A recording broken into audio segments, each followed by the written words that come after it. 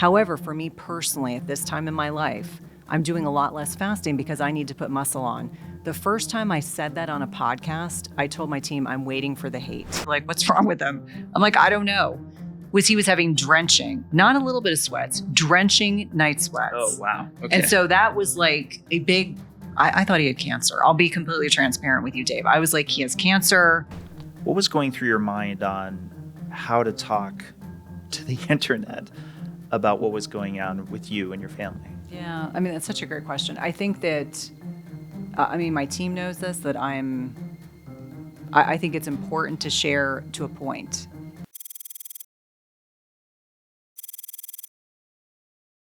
All right. Tell me who you are and what you do. My name is Cynthia Thurlow. I'm a nurse practitioner, and I would say that I am best known for being an intermittent fasting and women's health expert. I also am an author and a podcaster myself. I want to talk about both those things. A, in case nobody already knows, you could do a search on Cynthia Thurlow, and there is, in fact, a TED Talk with 15 million views on fasting. And women, yeah. Yeah.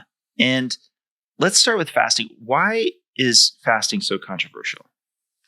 I think there's different sides to this. I think there are the people who've been giving counsel to patients for 30 plus years, telling them that snacks and mini meals are important. And on the other side, as a culture, we have been indoctrinated into the fact that we are supposed to be eating every 2 to 3 hours to stoke metabolism. And so when most of the cultural norm has become a process in which people are eating too frequently and eating too much food and too many of the wrong types of food that I'm sure we'll talk about, when you start interjecting a strategy that is not new or novel, when you start talking about it more, it's been more platformed, all of a sudden it's challenging people to a degree where there's a degree of cognitive dissonance. They're not willing to accept the fact that they are not supposed to be eating every 2 to 3 hours. They're not willing to accept the fact that talking about fasting for the average person is not talking about starving your body. It's not talking about undernourishing your body. And so I think that it comes at it from multiple things. I would say the other piece about fasting that I get a lot of pushback on is sometimes from individuals that already have a disordered relationship with food, whether they're binge eaters, anorexic, bulimics, etc. And intermittent fasting becomes something that they can hide their eating disorder within. So if they say, I'm not eating because I choose not to eat, I'm just having those 2 or 3 meals a day, but really they're not eating at all, but they're using it as a guise to kind of disguise this disordered relationship with food. Now, I would argue, as I know many of our colleagues do, that intermittent fasting or eating less often is the way that we have sustained ourselves as a group of individuals. It's stuff that dates back to biblical times. It's incorporated in all the major religions. And so when the media likes to take hold of something and bastardize the concepts around intermittent fasting, I oftentimes have to remind them, this is not a new concept. Is it being highlighted in a way that people are more aware of it? Absolutely. But I think that we get a lot of pushback around fasting, either from people who are not willing to change the way they practice with their patients. In fact, there's still lots of physicians, nurse practitioners, PAs, et cetera, that just don't want to talk about nutrition with their patients. Where we also have this other side, people who have grown up with a standard American diet that are eating 10, 12, 15 times a day, that are just unwilling or incapable, and we could probably talk about the brain physiology that goes on with ultra-processed foods, are really unwilling to change the frequency with which they eat and choose what they eat. I really do want to drill in, something just to get a little bit more meta with you for a second.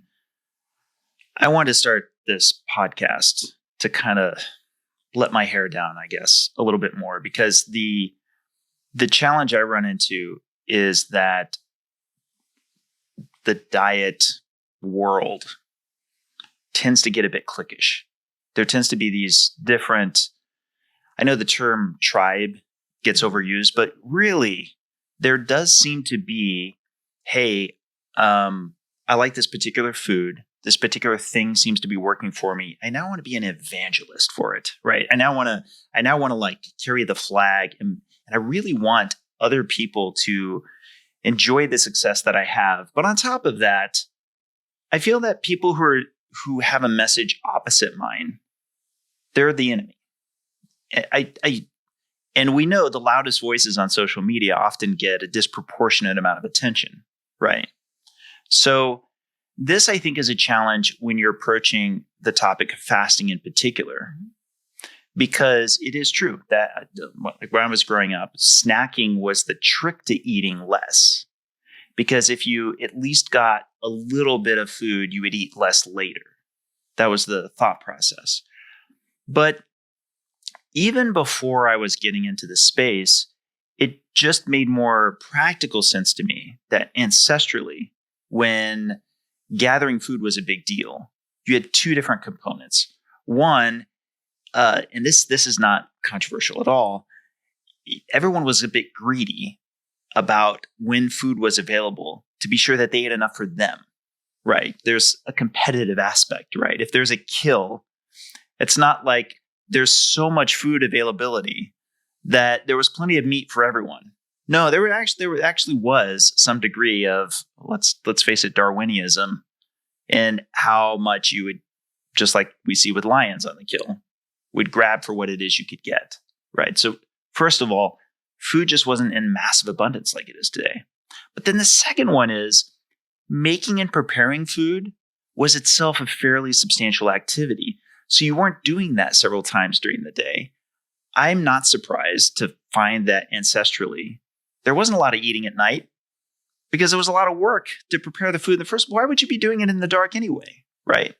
So I think that there was a lot of intermittent fasting before, not because people were mindful to do it, but because that was the circumstances that kind of injected it upon us. Well, and I think about conversations that I had with my grandparents over the years. My grandfather was Italian. My grandmother was German. They made everything from scratch. And they had this house of love and abundance, and they had this amazing garden, and they made everything from scratch. My grandfather, when he made spaghetti sauce, or, gravy, as some Italians like to call it, it was a 3-day process. And it was so lovingly attuned to. And granted, when we're talking about the 1900s, it's very different than, 100, 500, 600 years ago when, there wasn't even refrigeration. There wasn't electricity. Things were far different. And I agree with you wholeheartedly that the nutrition space can be polarizing, rigidly dogmatic, and it can end up ultimately being incredibly challenging for patients, clients, followers to figure out like what works for me. And so I think that when we're speaking to this greater issue of the power of the N of one, figuring out what works for you, Dave, may not work for me, may not work for 500 other people. And I would actually argue that, we've conditioned our patients to believe that it's one way or no way. Like, I cannot tell you how many women in particular reach out to me and they'll say, well, how should I eat? How frequently should I be eating? They just don't know because they have not been empowered. And I would say this applies to men as well. They have not been empowered to do a little bit of experimentation. You and I are both known for doing a degree of experimentation. And I would be the first person to say, I have been keto, I have been carnivore, I have been low carb, I have been cycling carbs, I have done so many things. And it's like some nutritional paradigms serve me in different ways at a different time in my life. And I would encourage anyone to actually consider, like, if something is not working for you, or, there's no shame in eating vegetables. There's no shame in eating meat. There's no shame in choosing not to eat vegetables for those that don't feel like it agrees with them. But I do think that there are people with some very large social media followings who are incredibly influential. And in many instances, they deserve an incredible amount of respect because they've stuck their necks out to go against the grain, to go against conventional wisdom, and to do it in a way where in some instances they've almost had their licenses removed or they've shifted gears from other careers to end up where they are. I think that anytime we are going against conventional wisdom, we are going to take a lot of hits and a lot of heat. And one of the things I really respect about your work is that you come at it from an engineer's mindset. And not to mention the fact that you have not been afraid to disagree with others and do it in a way where you're incredibly respectful and kind.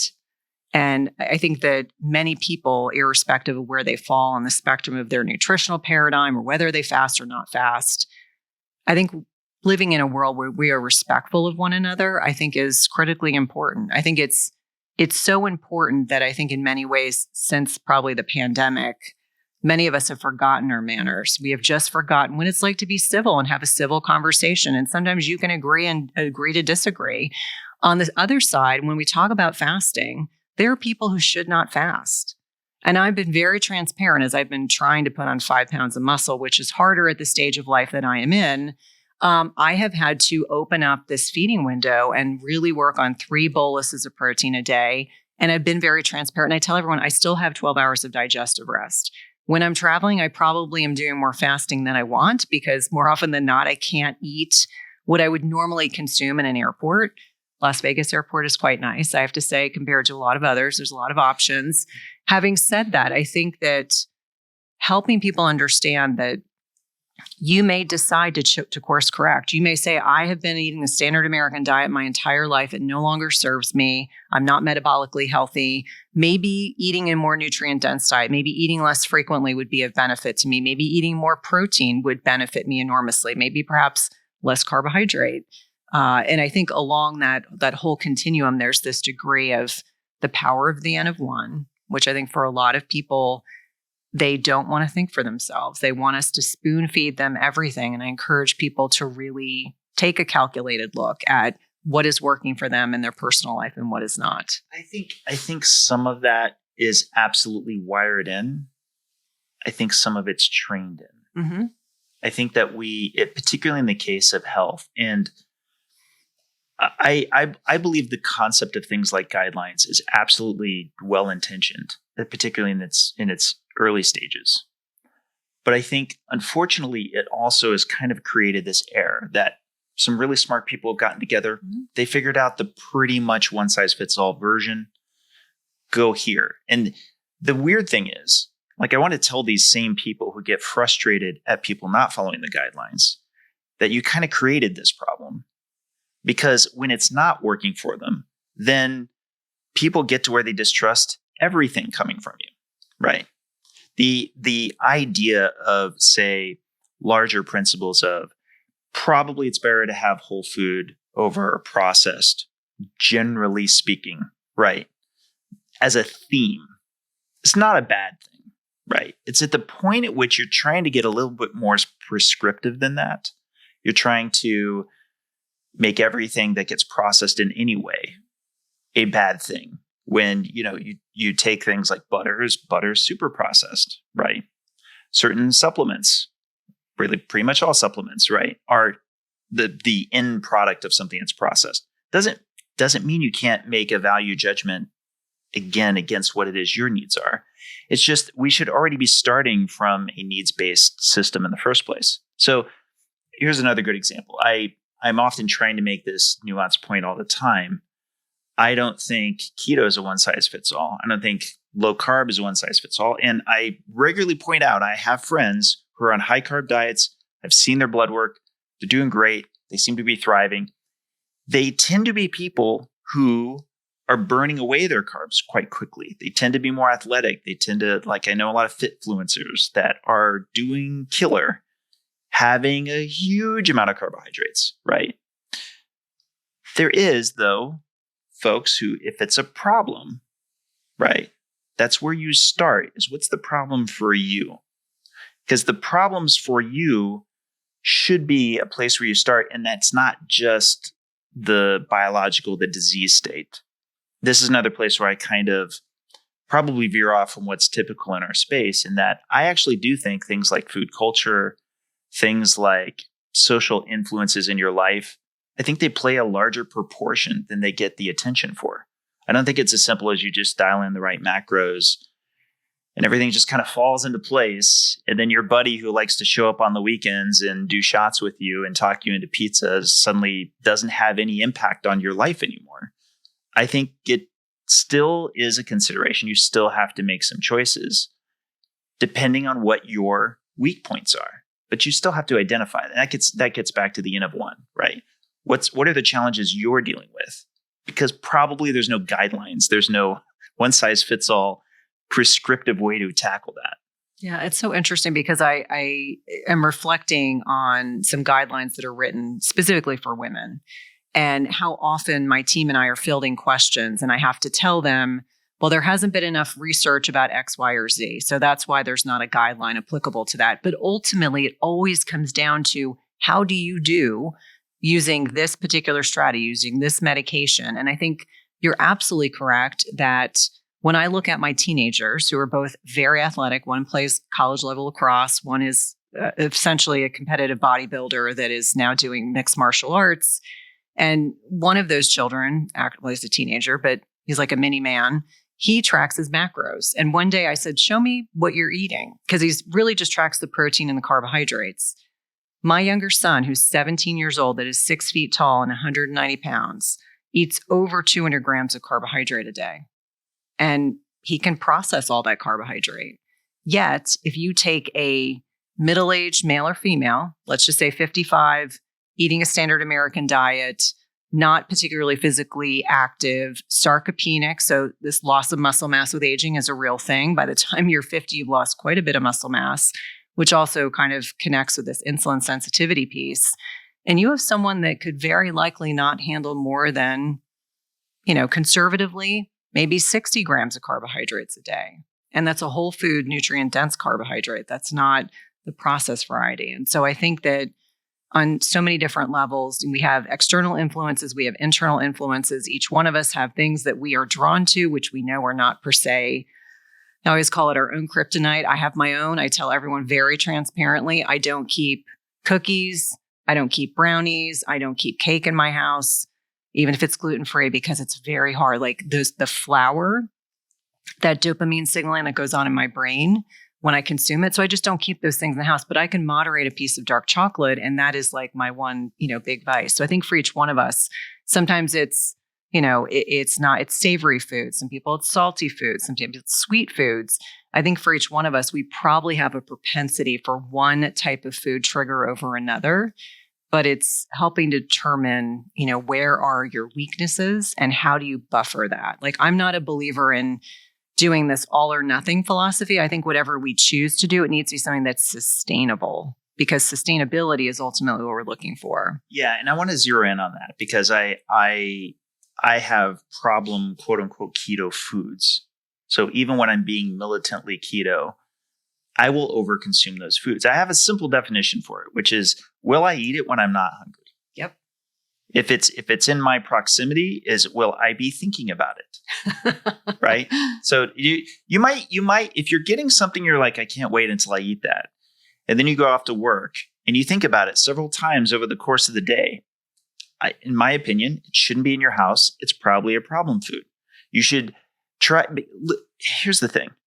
Everything we eat that we enjoy ultimately comes from some version of habit, because somebody born on the other side of the world who never consumed that isn't like, gosh, I really want a hot fudge sundae. I don't even know what it is though. I've never had one before, right? It's because I've had hot fudge sundaes. I love them to death. When I've had experiments that have allowed for carbohydrates, I know exactly which ones I can consume, and I know which ones will send me on a death spiral, and I should treat it like alcohol to an alcoholic. For example, fries. French fries, I will never, as best as I can, I will try to never have another French fry again. I don't care if it's made with beef tallow or whatever way we can sanction it. I know myself too well. I will never stop eating them. And so I cannot break that seal. I can actually have a slice of pizza. I freaking love pizza, and I will think about pizza, but I'm not going to take it to my house. Even cauliflower crust pizzas, I have to be mindful of, because if I have them in my house, I'm going to think about eating them. I'm going to want to eat them. That's just the bottom line. Isn't it so interesting if we really reflect on what those triggers are? I think I probably 15 years ago, I did a video on Facebook, back when Facebook actually had real reach. And the video was, I ate, around Halloween, those little teeny tiny Reese's peanut butter cups, tiny ones, not the big ones. I think I ate 10.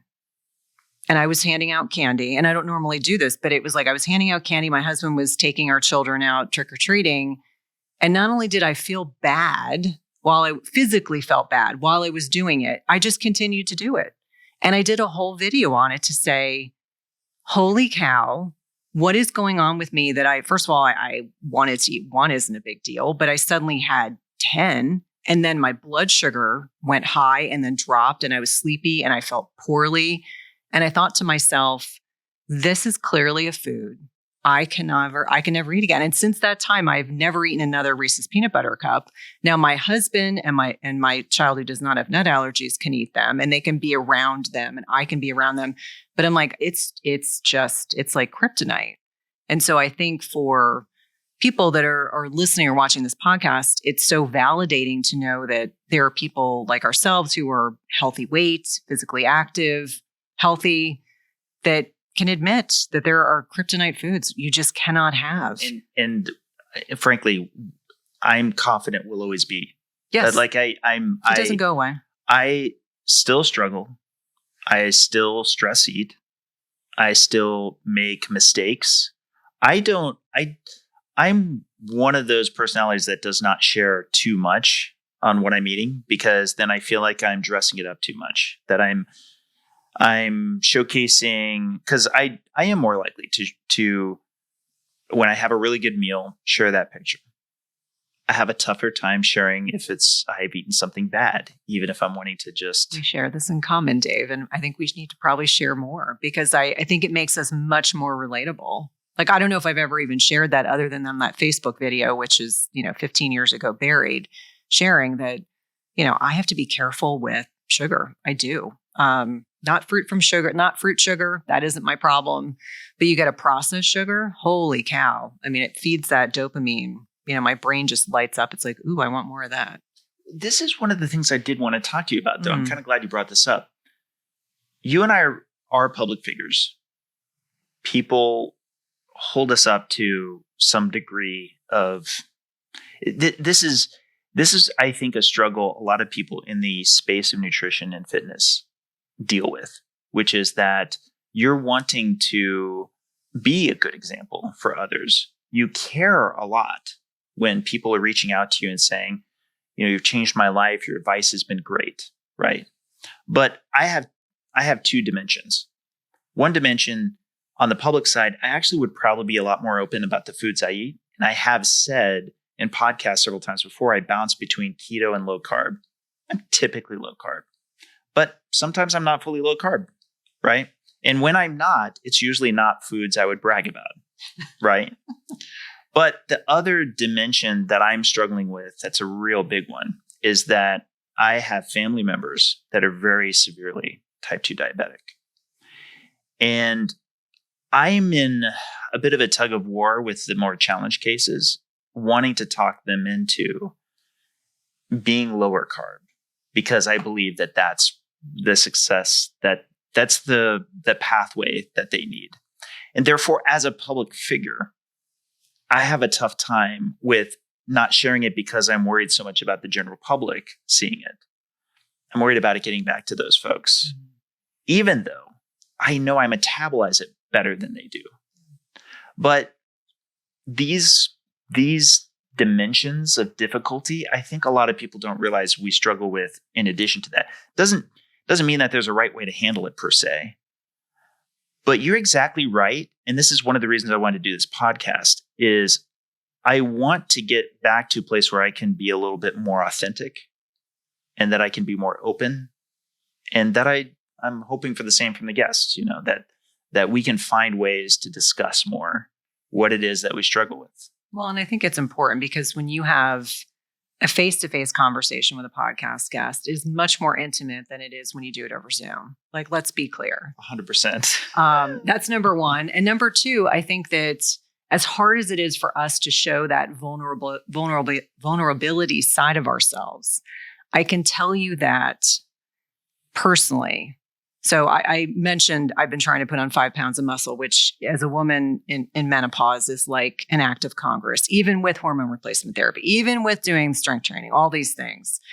It has been challenging. And so I had to say to my community, and I had a whole conversation with my team. I said, my platform over the past 5 years has largely been speaking publicly about intermittent fasting.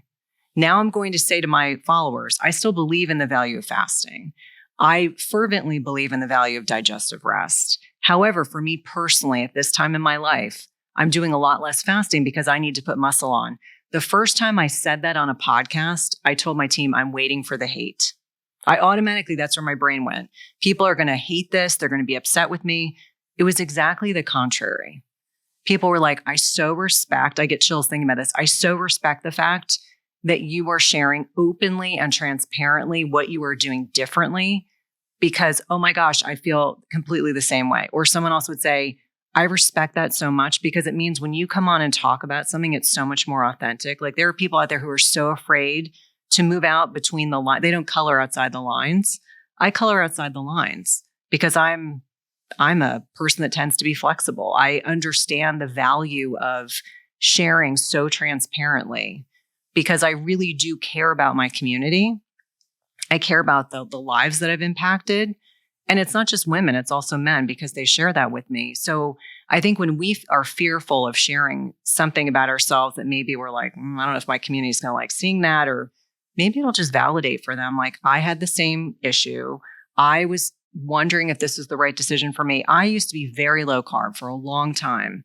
I'm very lean for being a 53-year-old woman. And so I like to share the fact, first of all, that's my age. Second of all, I speak for a gajillion people that you do not all look like a 53-year-old woman. And I'm pretty lean. So for me, like I didn't have to be this protracted, long-standing process of being low carb all the time and self-flagellating when I ate higher carb. I've come to realize like I actually do well with fruit. I can eat just about any kind of fruit, except a plantain, which is sad. But that's a whole separate conversation. But I think for each one of us, it's like, let's not be rigid. Let's color outside the lines. Let's make sure we show that with our communities because it makes us relatable.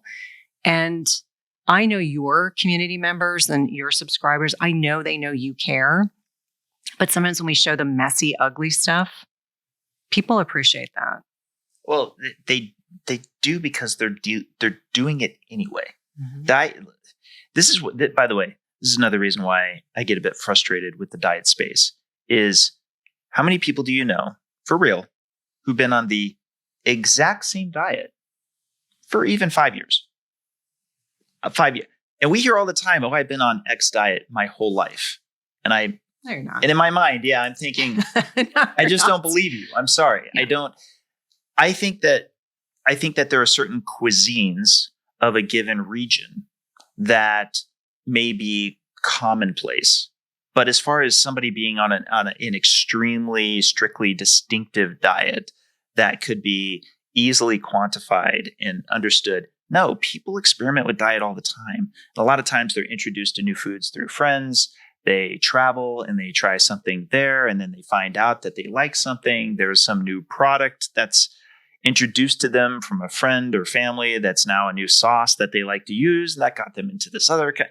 That's humans. That I've yet to. So yes, there's a bunch of people who for sure, like us, might be thinking, boy, I wish I just had both the time and the interest in making all my food from scratch, like your parents, putting in that, that level of effort, because I'm pretty sure it would be a lot better for my health. Mm-hmm. But I'm kind of working with what I've got, and can I at least keep improving, or at least stay, if I'm feeling good about my metabolic health right now, at least stay stable to where I'm at, yeah. Right? So let me volunteer. Like, we've opened the box. I drink a lot of diet soda, right? I had a year and a half where I had only water. I was very proud of that. COVID starts, and I won't go into all the details, but there was a little bit more to the calculus than that. But I've always had a sweet tooth, and I thought, actually what I can do is, while we're traveling, because we were traveling around the world for 9 weeks, because I know I can't carry around Lily's chocolates everywhere, keep it in constant supply. My one sweetness is I'll allow diet sodas to get back into my life, right? So it gets back into my life, and I had a difficult time getting fully off of it. And in truth, I'm still not fully off it. I have a lot more electrolyte drinks, but the difference is my big push for this year is I want to just have no aspartame. So I have SodaStream like behind me in the kitchen right now, sucralose, but that has hardly impact on it. It's different for different people, but for me, it has hardly any impact on my glucose levels. And for me, that's my one vice is I seem to not be able to get away from something sweet in my life every day. And that's a component that may just always have to be there. Now, I genuinely don't have sweetened drinks. It's usually some version of a diet drink, right? I know that there's some people in this space who say diet drink or, some artificial sweeteners are worse than sugar. For me, though, I'm coming from pre-diabetic context, and I intend to I intend to never really have sugary drinks, me personally. But it's how I manage for the most part. It's kind of my one vice for which I can get kind of a lead into the other healthier habits, I think, that I have with food otherwise. I think diet soda is relatively so benign. I have a very healthy 55-year-old husband, and his great vice is Diet Pepsi. And so I jokingly said to him one day, I was in the grocery store and he doesn't normally buy it to have at home. But if we go to a restaurant, sometimes if he's not having an alcoholic beverage, I'll have a Diet Pepsi. And I bought him the little cans of Diet Pepsi. Do you know that made his week? Because he was like, I'm going to stretch that little packet of teeny Diet Pepsis. He said, it just makes me happy. There's something about the effervescence and the taste. And I was like, more power to you. If that makes you happy, that to me seems so benign. And this is where the rigid dogmatism and the shame around food, I think, is problematic. And I say this in the most loving way possible because I don't think people do it intentionally. Right. When they start pointing fingers, it's like, oh, that's terrible. When in the grand scheme of things, Dave, probably 90% of your lifestyle is, nutrient dense, whole foods, protein centric. No. Okay, we'll just So we'll just say whatever the percentage is. It's way better than it used to be. Yes. But I don't know if I hit the 90%. Okay, so we'll say 80%. But the point being, I think if you are metabolically healthy, you have a bit more wiggle room. It's around sugarless gum. There was someone who was fixated on the fact that occasionally I will chew sugarless gum. And I said, I think it's from years of working in the hospital because I oftentimes couldn't stop to eat anything, let alone drink anything, because you don't have to go to the bathroom. And I'd be rounding on patients. So I would chew sugarless gum because it also camouflaged bad patient breath. That was one of the things that I remember. It was really good for camouflaging that as I was having conversations with patients. And someone was, doing great pro tip. Yeah. I mean, it works wonders because then it also, a lot of patients and other healthcare providers, frankly, have stale coffee breath and you're talking to them. And I was like, if I'm chewing the gum, I don't have to smell any of that. But the whole shame and blame game around nutrient density, whether it's around specific foods. I mean, I'll call this person out because I think he can be obnoxious.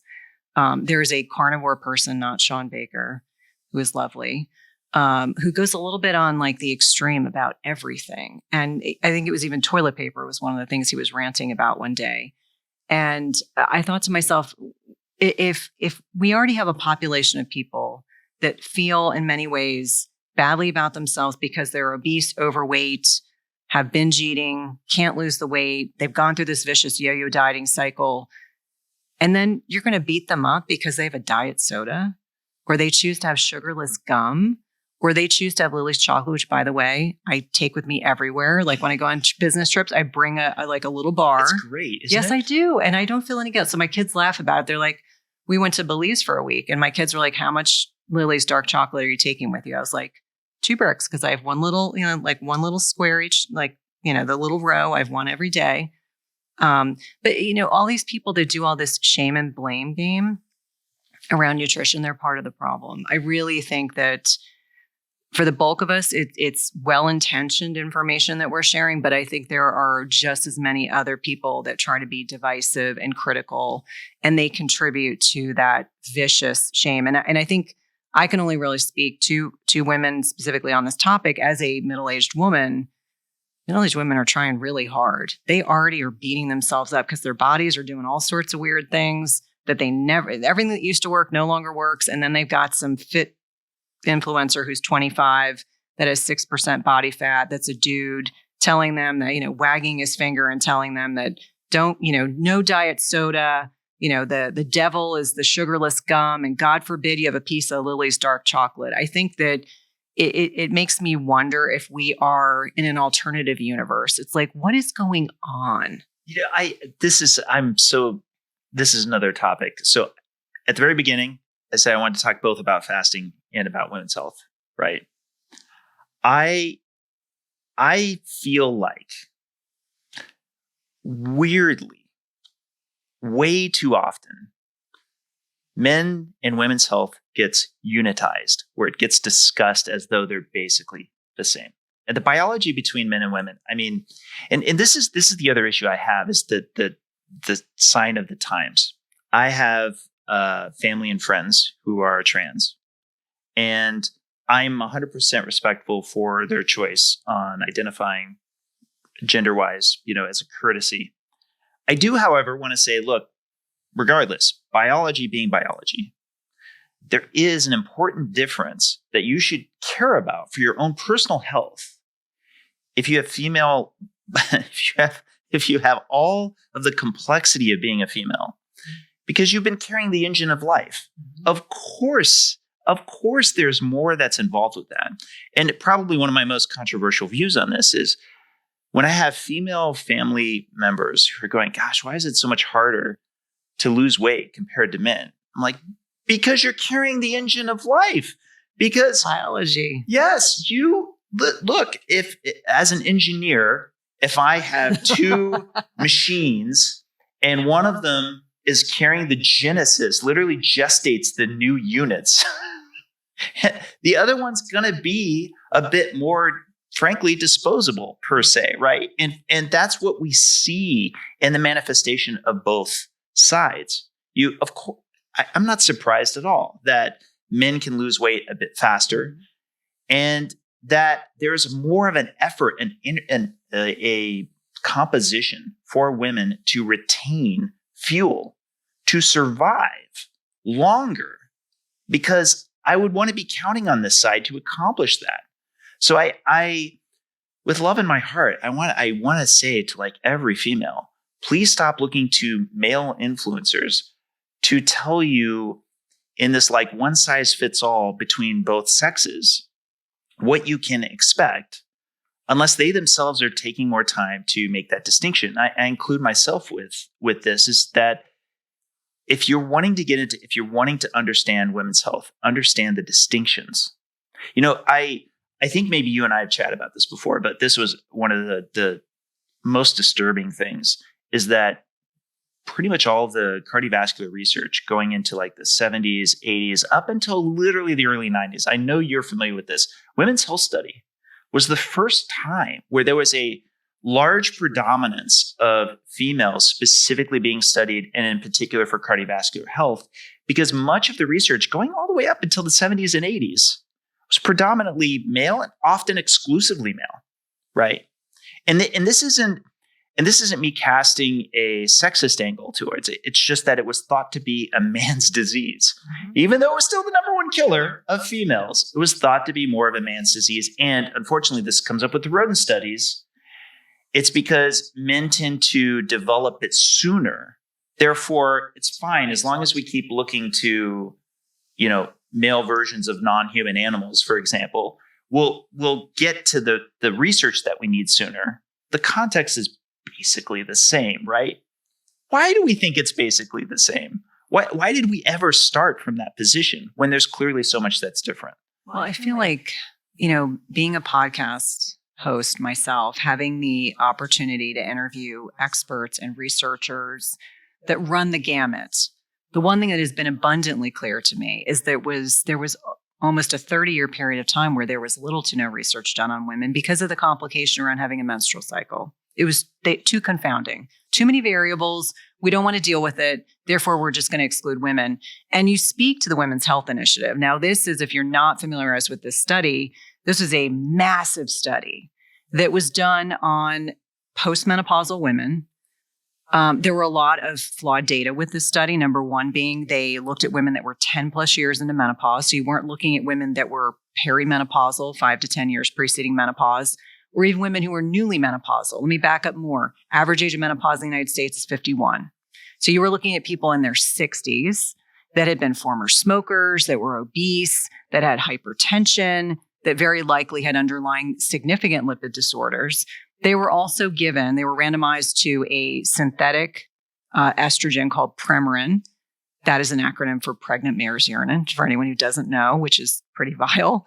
And then on the other side, they were using Premarin and progestin. So you're talking about synthetic hormones. Progesterone is very different than progestin. What's interesting is, so they're already looking at people that likely you can presumptively assume already have some degree of cardiovascular disease because they're 10 years into menopause. And they're using a systemic oral estrogen, which magnifies all the side effects of taking estrogen. Makes you more prone to clots. If you're taking unopposed estrogen, you're more likely to develop ovarian cancer because you have this unopposed estrogen. You need a progesterone, real progesterone, not progestins. And so when you look at that research, and from that research, they extrapolated that women are more prone to breast cancer and other types of cancers. Hormone replacement therapy is terrible. This was around 2002. This is when I was a brand new baby nurse practitioner working in cardiology, and I had patients crying in my office almost daily about this. A catastrophic misstep in terms of how we interpreted this data. And people were continuing to question the data, but no one was willing to listen. I think that hormone replacement therapy prescriptions dropped, I believe 90% if I'm accurately utilizing the statistics I've looked at. And there have been people that have been championing, trying to make sure that we amplify how bad the research was that was done in the study, because it has had such profound and catastrophic impact. And let me explain to you what that means. Yes, men at an earlier age will develop ASCVD or cardiovascular disease. Women up until menopause, we know that estrogen is one of these hormones that is cardiovascular protective, and we can probably get into the science behind that up until menopause. So women, go into menopause, they have less circulating progesterone, less circulating estrogen. Predominant forms of estrogen that are made in the body and in menopause are made in fat tissue. Not a fun fact. Women talk about how they start getting more visceral fat. They become fluffy.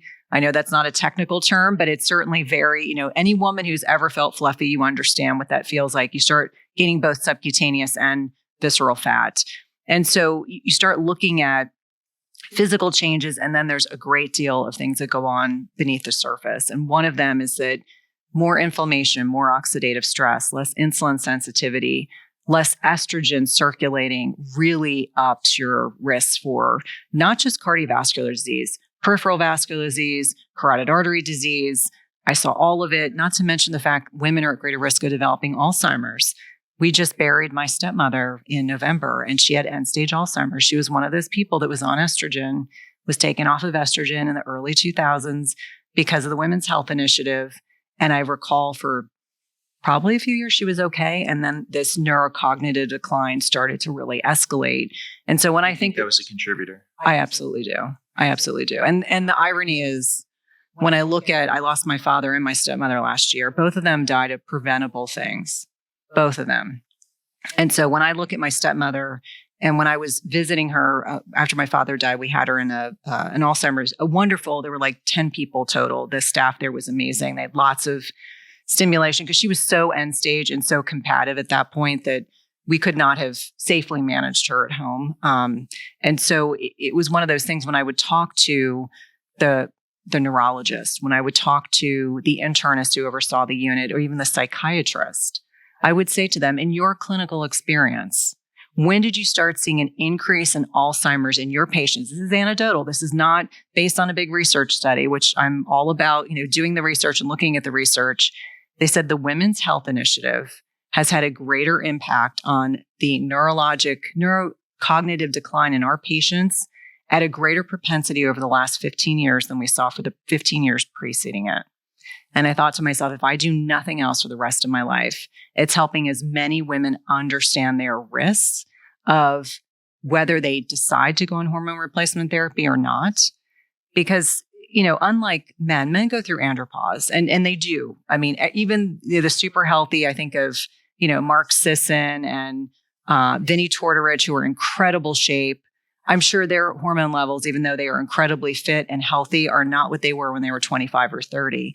Men go through andropause. It's not nearly as amplified. But when I look at women in particular, it's like, let's make sure you understand your risks and you do everything you can to avoid developing these sequelae. We live long enough, we are very likely statistically to die of heart disease. That is what women are. There's a lot of focus on breast cancer, and I'm not demeaning the importance of talking about breast cancer and getting mammograms if that's what's right for you to do. But let's cut to the chase. Correct. Women are not hearing. No. That They're heart not. disease is a very serious risk for them. It is. And I took care of hundreds of thousands of patients. And I can tell you right now that even now, I will have people message me on social media and they'll say, my triglycerides are this, my LDL is this, my HDL is this, and my total cholesterol is this, and I got put on a statin. And it makes me infuriated. Absolutely infuriated. And I'm like, before you talk about lifestyle measures, before you talk about other things that need to be tested in addition to that, you're putting people who do not have heart disease, that do not have documented diabetes, who do not meet the criteria for being put on a statin. And so I think I'm not in any way saying that statin therapy for the small group of people that's appropriate for, that's appropriate with full informed consent about the side effects of the drug. But far too many people are reflexively put on statins who don't need to be on them. I'm one of those people. I used to have arguments with this one internist that I had years ago, and I used to tell him all the time, I have no indication for being on a statin. Why would you put me on a statin? There's I was always running into this issue where people wanted me to give some kind of advice. And as you know, I work hard to emphasize I'm not a doctor. My job is to just try to get the research, to get the data, and then you take that to your doctor, you be informed on it. But what I did was I said, I'm getting enough of a pattern that at least I can point to this consensus among emerging doctors, especially those who are familiar with the lean mass hyperresponder research. And I think this is genuinely the conservative version, which I'll just repeat here, which is that if you go on a low carb diet, you see your LDL skyrocket. And of all the doctors I've talked to, there seems to be no upper bound yet. If that happens, and then you get a heart scan, if you get, say, a CAC and it's 0, we'll get to that in a moment, or you get a CT angiogram and it shows that it's relatively low risk. The best data that we have right now is there seems to be no indication that you're taking steps to do something to lower your LDL will improve your outcome, if at middle age or later. I think if I'm being as generous as I can, they might say, okay, at a younger age, that might not be as meaningful, but at least at middle age or later.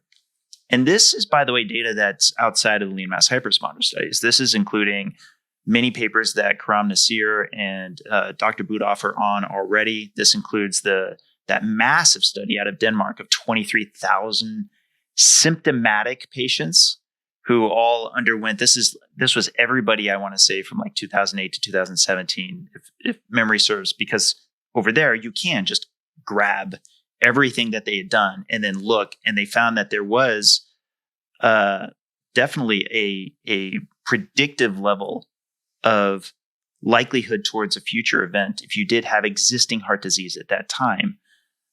But if you had 0, even if you had an LDL of 190 or higher, it was basically no different than any other LDL level, right? So what you're saying is as evidence-based as we have at this time. I'll still be a good scientist and say, hey, more data may arise that counteracts that. But right now, that's an evidence-based position. Yeah. Well, and the thing, Dave, that really affirmed for me why I need to start speaking up about statins more than I did before. And I'm starting to take, and if anyone that knows me knows, I loathe conflict. I'm conflict avoidant as much as I can be, but I also feel like I'm supposed to be talking about these things. My dad passed in June. My dad had been on statins for, over 20 years, maybe 30 years. My dad was a thin alcoholic, but over the course of, 25 plus years of being on statin therapy, I watched his health just devolve. And this was someone who was probably the smartest man I'd ever known, which says a lot because I feel fortunate. I'm surrounded by a lot of smart men. But I watched his neurocognitive status decline. I watched him become profoundly sarcopenic. He started having a series of falls. You start really looking at the research about the side effects of statin therapy. And there are things that really pop up. And all my dad had was a high LDL. My dad had a low HDL. He had low triglycerides, despite the alcoholism. Did you say a low HDL, or did you mean a high HDL? Yes. Gotcha. And so, we had conversations, Dad, do you really need to be on this drug? Having conversations, say, maybe we should get you a CAC. Maybe we should look at some of these other measures. He's like, well, I had my carotids done. They were fine. They think I'm low risk for heart disease. Then why are you on a statin? My dad was so beholden to what his physician recommended. He was not willing to talk about cognitive dissonance. This is a smart person. Wasn't willing to entertain the possibility that his physician wasn't right. And so I think about, because I have a lot of this inherited, I've got high ApoB, high Lp(a). This is this inherited kind of inflammatory, lipid anomalies. And so I think about the fact that my dad was on this drug for so long, but I do fervently believe, and actually his internist that he had before he passed agrees with me. He said, I think the damage was done. By the time he got to a point he was in assisted living, the damage was done to his brain, that he just wasn't capable of entertaining the possibility that internist that he held on a pedestal for so many years was actually incorrect. And all the cardiology experience I had, I worked for like the most well-respected cardiology group in Northern Virginia outside of DC, over 60 clinicians, very well-respected. And so I tell everyone, I'm like, you have to be, as you use the term citizen scientist, irrespective of what initials are after your name. I mean, I think about it now, like, should I have pushed my father harder? Should I have, been going to his doctor's appointments and really pushing back about being on, high dose statin therapy? I mean, this man that probably when my dad passed, he was 120 pounds. He's a little guy. And so realizing between that and he taking care of my stepmother who had end stage Alzheimer's, I'm like, goodness, this is the sequelae of what happens if we are not appropriately prescribed medications or we're not appropriately not prescribed medications. So in the case of my dad, statin therapy did not help his health trajectory. And they call it the marginal decade. I think for most people, add an S to that, marginal decades. We know that women in particular, once they go into menopause, it's marginal decades. They can spend a third of their lifetime in menopause. Why would you want to put yourself at risk for having the sequelae of neurocognitive decline, developing Alzheimer's? And so I think about those things. No, it's and metabolic health seems to have some degree of reversal depending on where you're at. Cognitive decline, there's a bit more of a ratchet effect there, and a lot of people agree on this. There's maybe some degree that you can work with it, but it is true. It's a bit different, and let me actually emphasize a point for you that I think you would agree with. The context that you described with your father is one for which he hadn't already had an event, his primary prevention, right? You're mentioning he was small. I'm guessing he wasn't severely overweight. No. So this is unfortunately the world that we're living in now, where I'm sure both you and I, even when we're trying to have just a genuine scientific discussion, both of us are already aware that we're now walking in an area of landmines when talking about treatment, right? And the irony is, I was bringing this up with a lot of pro-LDL folks, or I should say pro-LDL lowering folks. So I'm saying, you realize that right now, probably the best evidence for, say, statin therapy might exist in the milieu of these large metas that can better isolate the exact time for which they're most efficacious. The problem is that the existing model, the existing business model, wants to wrap in everything such that it actually even dilutes when the benefit is. So the NNT of being like whatever it is, 127, it's possible. And I absolutely want to be a good scientist to say there actually might be a group that you narrow down and find that actually it's something more like 12 or 15. In which case, if that's my family member, I want them to have it at that time if they have that exact context, right? But what is the data that exists today that's taken metabolically healthy folks with high LDL and seen what the development of atherosclerosis is. Hint, hint. So far, it's ours. Yeah. We're the only one that's looking. We're the only group that's so far looking at folks with sky high levels of LDL, but otherwise no impairment of existing metabolic health or lipid, things like genetic familial hypercholesterolemia, anything along those lines. And I wish that we didn't have to be worried about the landmines around us. That's unfortunately, and I don't mean to interrupt, but I think that, so I started in clinical medicine in 1997. I became a nurse practitioner in 2000. So I was an ER nurse in inner city Baltimore, then became a nurse practitioner, worked solely in cardiology for 16 years. The things that I saw evolving at that time, so we're talking late 1990s into the 2000s, up until 2016, people are so afraid of being sued. Yeah. We right. are so afraid of being sued. I remember having conversations with my colleagues about statins in particular, because I, way ahead of the curve, started kind of questioning some things. I was taking care of an NIH researcher who was absolutely lovely. And she was the first person who really opened up my eyes and said, you need to look at the research, because I will never take a statin and here are the 5 reasons why. And here's the research. And everyone kept labeling her non-compliant, non-compliant, non-compliant. And so I went and did the due diligence. And the next time she came in, I said, I can't say this, but I'm going to say this. I 100% understand what you're saying. And I applaud you for having the gumption to stand up for yourself. And I said, this is going to change how I manage and treat patients. And so I got in trouble for lowering statin doses when their total cholesterol was under 100. Can you imagine how much sex hormones you're making when your total cholesterol is under 100, and all these patients are on erectile dysfunction drugs? No wonder. Or questioning why we needed to be so subversive about giving everyone a statin. I'm like, wait a minute. Then I remember the study came out before I left this cardiology group about Lipitor and the association with diabetes, especially in women. And I was told to shut my mouth. Don't talk about it. Tell them it's highly unlikely they're ever going to develop diabetes. I said, wait a minute. I'm looking at this research. I'm looking at it specifically for women. And if you're a woman and on a statin, you are much more likely to develop diabetes. And it's mechanistically, this is how it happens. And then I was told, jokingly, I used to say, we need to have, jokingly, Xanax in the water supply, because everyone was anxious. And I did that kind of jokingly. Well, that then turned into a colleague saying to me, we need to have a statin in the water supply, because no one will get heart disease.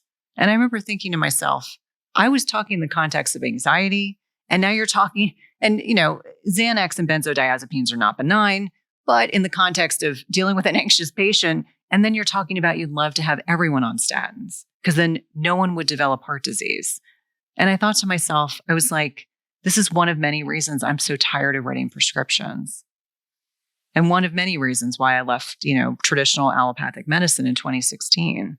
So to your point, when we're talking about primary prevention, that's for those people who have not yet developed disease, versus secondary prevention when I had patients who had myocardial infarctions and heart attacks and bad strokes. And then it becomes a little bit more of a sticky wicket to have that conversation. But there are so many other drugs than just statins. And that's the thing that I think for so many people, a lot of these internal medicine individuals are still just reflexively offering only that as an option to treat lipids, when there's a lot of other things that can be done, even starting with lifestyle measures. Well, the default assumption should always be every intervention comes with trade-offs. We just don't know what the trade-offs are. So you want to make the proper cost-benefit analysis. Okay, so what is that for metabolically healthy people? What is the cost-benefit? I'm going to go ahead and mention something that literally came up this morning. And it's because we're on the subject anyway. So what the heck? I'll just do this. In a Facebook group that we run, somebody had come to ask for advice. And I got their permission to share this, knowing you and I were going to be chatting. But I'm anonymizing everything except for 2 key numbers. They were asking for advice on how to get their daughter's LDL lower. It was 137. I'm not going to say what the daughter's age is, but I will say that they're a minor. And Oh, it's because it needs to, according to the pediatrician, be under 110. As it turns out, through conversations with others, they do this wellness check now every year, starting at age 10. And yes, if the lipids are part of the wellness check blood work, and if they have an LDL above 110, as in the case with this pediatrician, they're recommending that she see a cardiologist and potentially go on a statin. this is an otherwise healthy child. Everything that they said about the child, normal BMI, same thing, good HDL, good triglycerides, nothing apparently wrong save the LDL of 137. And this is, by the way, this is also one of those moments where if you've seen 1% of the experiments I do, that Nick Norwitz does as well, et cetera, at a minimum, you have to know right now just how dynamic lipids are.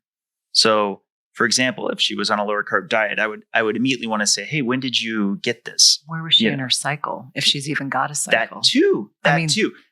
Again, man brain, right? You zeroed in on exactly what I need to start having an instinct for. Exactly. The cycle is going to make a difference as well on the lipids. And I, oh man.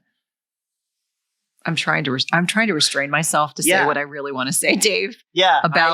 About that pediatrician. First of all, an otherwise healthy preteen or teen, to justify they need lab work every year, unless there's something else going on, like they've got an autoimmune condition or there's some other variable they're watching really quickly, seems excessive. That's number one.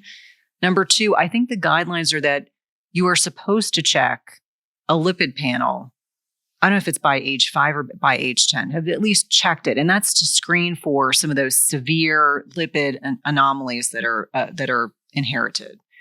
Beyond that, I don't understand the utility of, first of all, checking that yearly, and then to suggest to the parent that an LDL of 137 is something to worry about. It makes me wonder if this pediatrician needs to go back to medical school. No, it's a statewide policy. No. Yeah, and get this, according to the poster.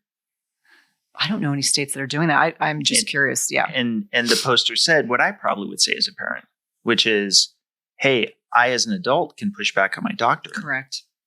I'm scared to death of a doctor telling me what's appropriate for my child and then me pushing back and possibly getting authorities of some kind, something involved to suggest in any way that I may not be a caring and considerate parent.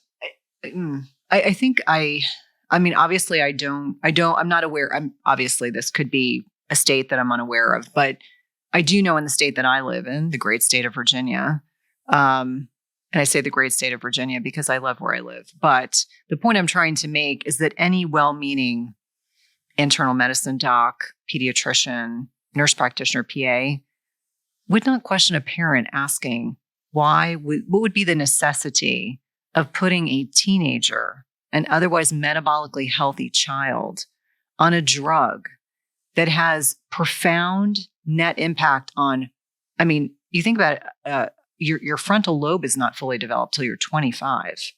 I think we have to be incredibly cautious with chronic drug therapy in individuals that are still growing.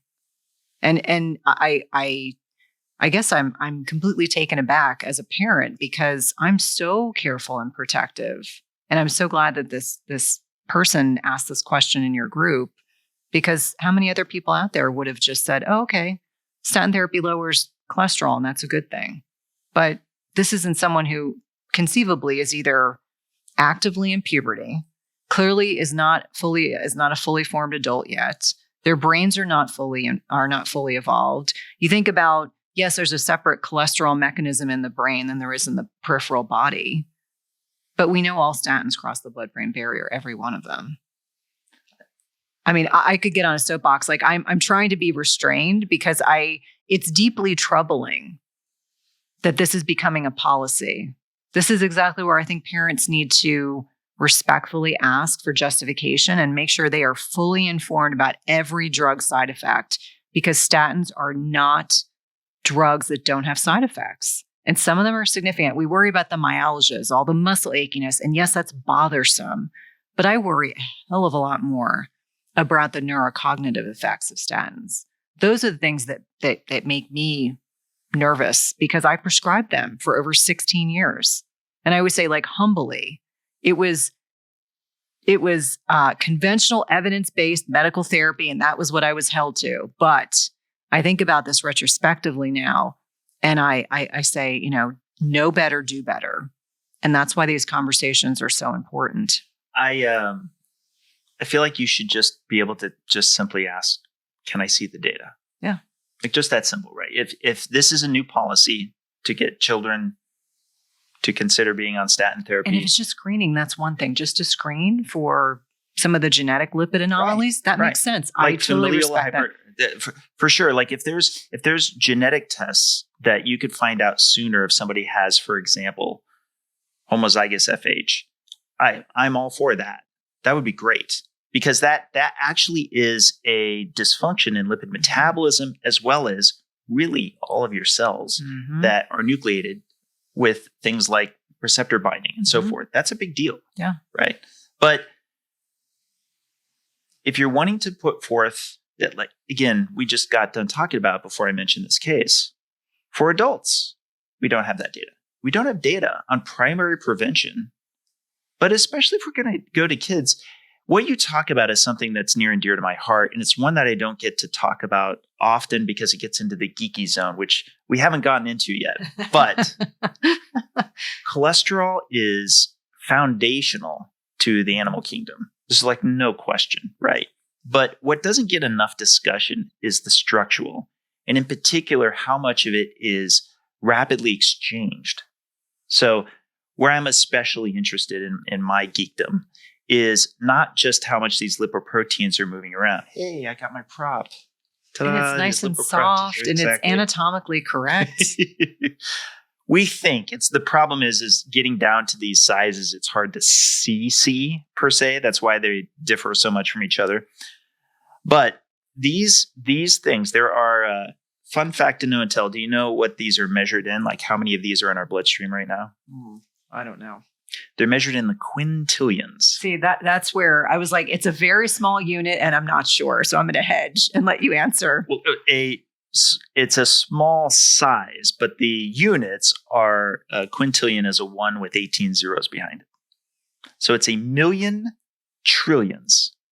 A million trillions, right? That's how many are in our bloodstream right now. You might be like, oh my gosh, that's so much. It's just teeming in our bloodstream. No, they're teeny. But I very early on was one of the first things I looked into and then kept rechecking to confirm that indeed the total volume it represents in our bloodstream and total circulation for an adult male of 5 liters of blood is close to 1,000th. That's like nothing. It's 10% of 1%, depending on the particles. Okay, so what do I think is going on that's important structurally is I think that without question, the cells that have a higher demand to grow, of course, are endocytosing these things. These are made of the same phospholipids and free cholesterol that our cell bilayers are, right? So I hear this over and over again.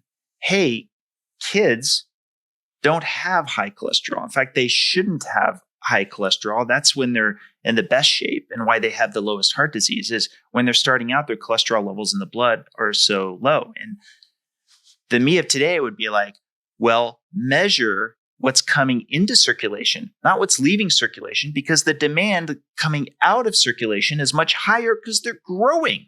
They're humans literally growing quickly. And when is it that we start seeing that the levels start climbing up? It's when we're growing less, particularly coming into middle age, right? And our experiments, we can prove this in real time. When we grow our cells, when we're gorging, and we're feasting growing and fasting. Our adipocytes, right? And when we're growing our adipocytes, I would posit, I don't know how much of it is this, but I believe a large component of the drop in my bloodstream when I'm eating a lot is because quite literally my adipocytes, my fat cells, are endocytosing more of these and incorporating those phospholipids and free cholesterol into their cell bilayers. And it's because the contents are growing and therefore it needs to accommodate the greater contents, right?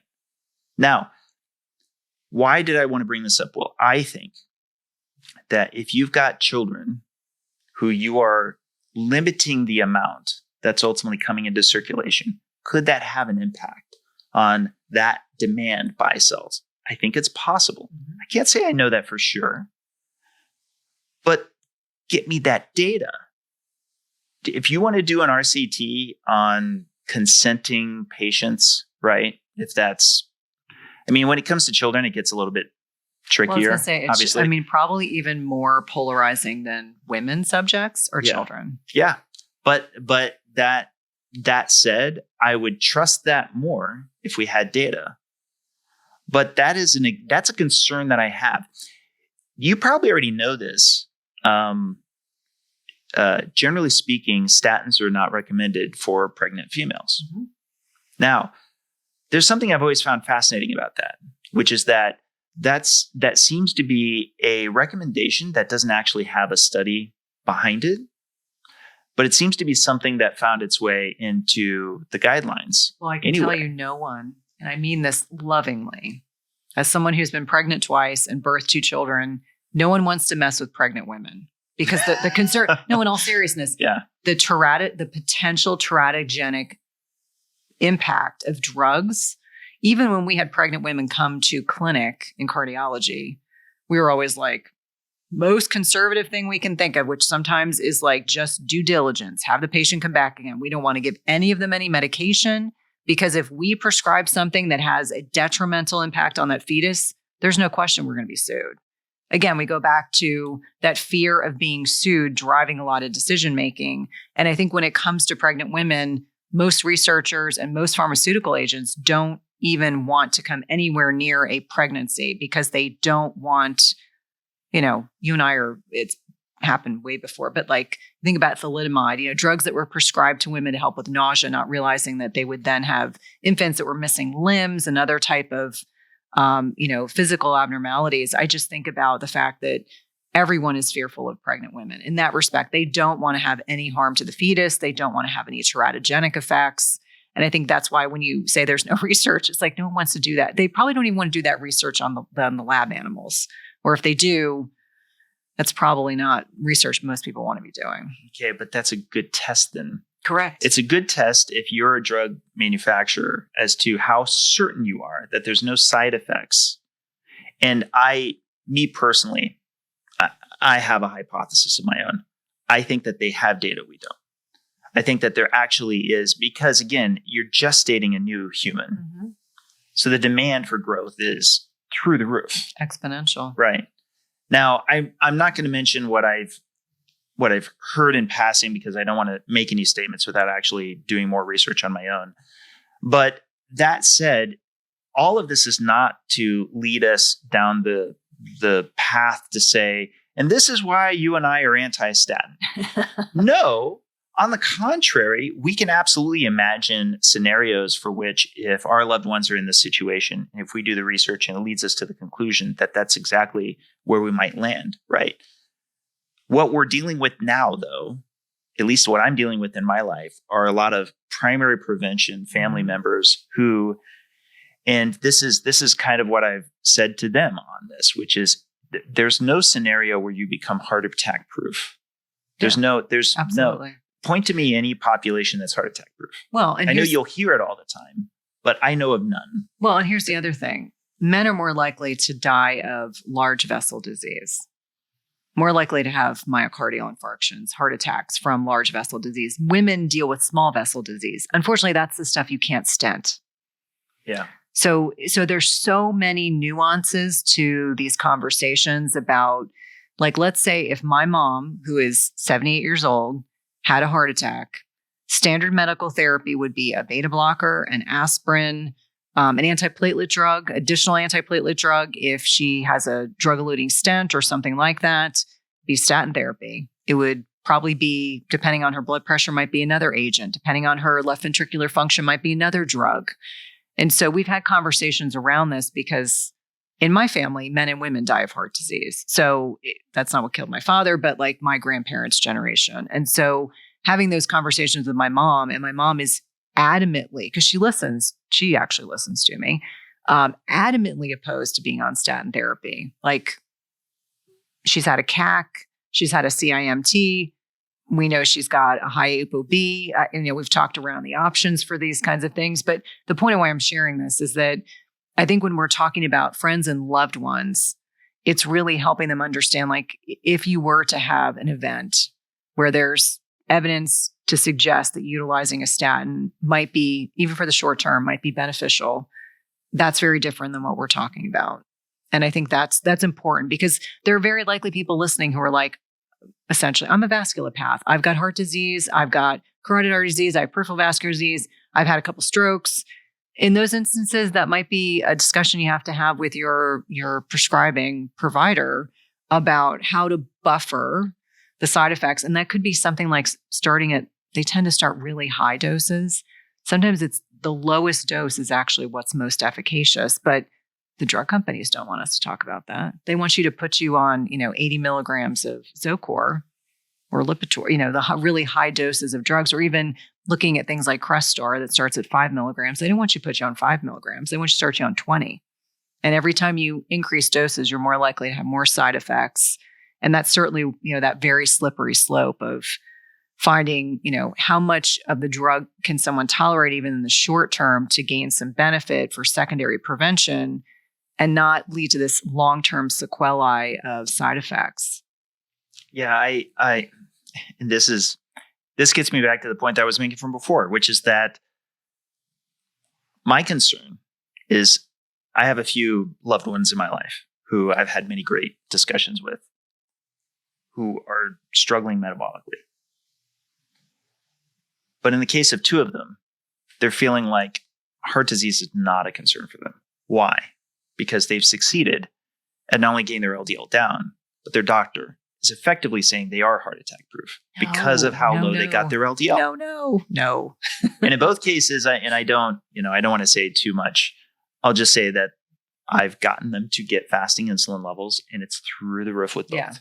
Yeah. It's through the roof with both of them. Then they're not heart attack proof.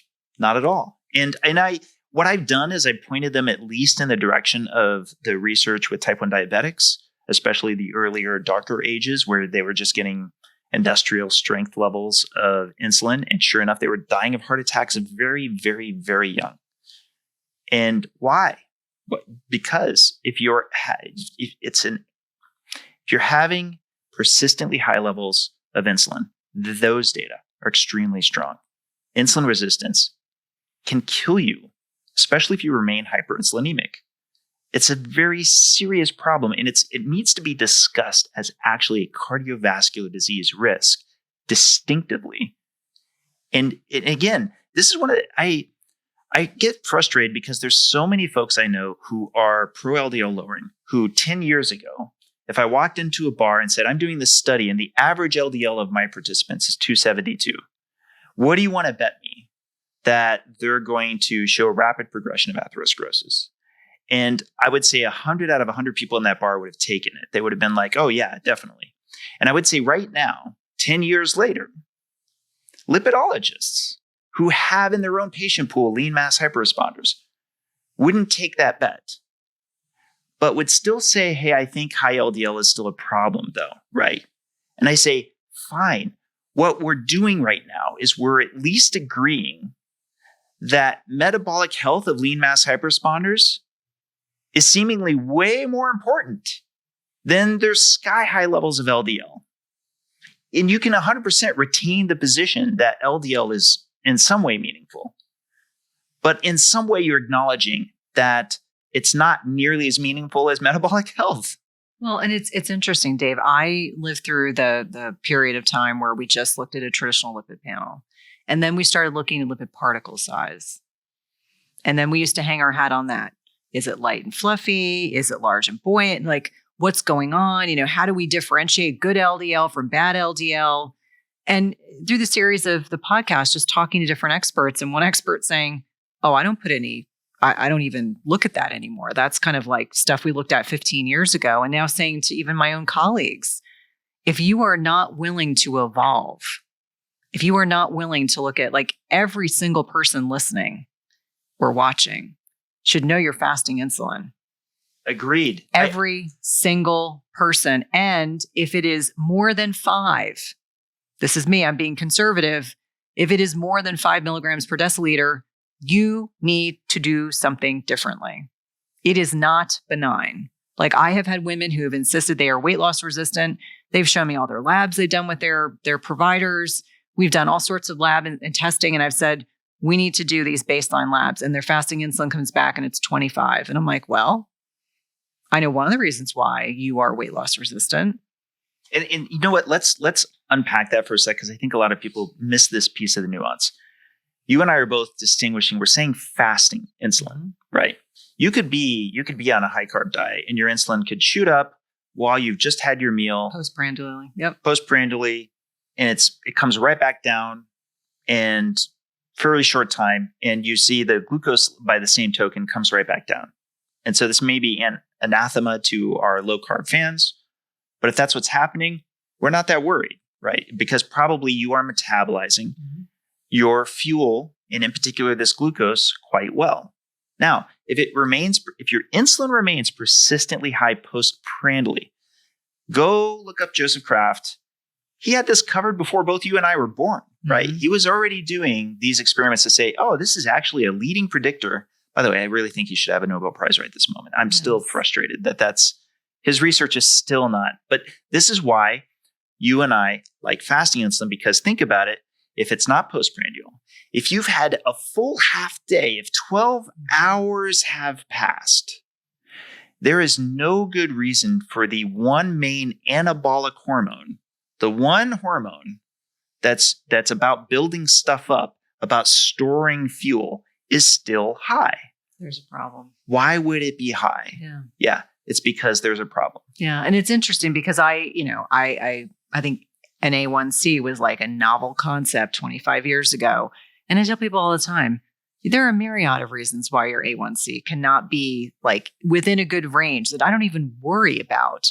But yet that fasting insulin to me is the canary in the coal mine. Right. And I ironically both my sons are now have a new doctor, and he was totally open to doing it. And both their numbers were great. And I said, this is something that I think needs to be drawn at least once a year on every single patient. It's inexpensive. It's not this weird functional integrative medicine test that, costs you $500 out of pocket, which no one likes.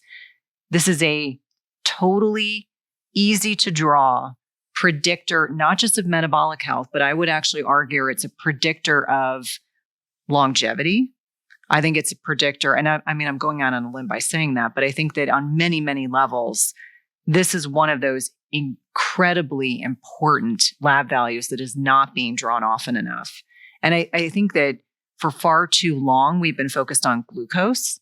And I would also argue we let our patients develop diabetes. We let them have fasting glucoses of 110, and we think that's okay. And I tell people all the time, if you're fasting glucose, when you wake up in the morning, like over time, if it's more than 85 milligrams per deciliter consistently, there's probably some work to do.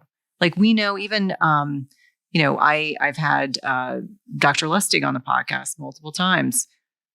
He talks about how if your fasting glucose is between 90 and 99, you have a 30% greater likelihood of developing diabetes. Why aren't we talking about that kind of stuff?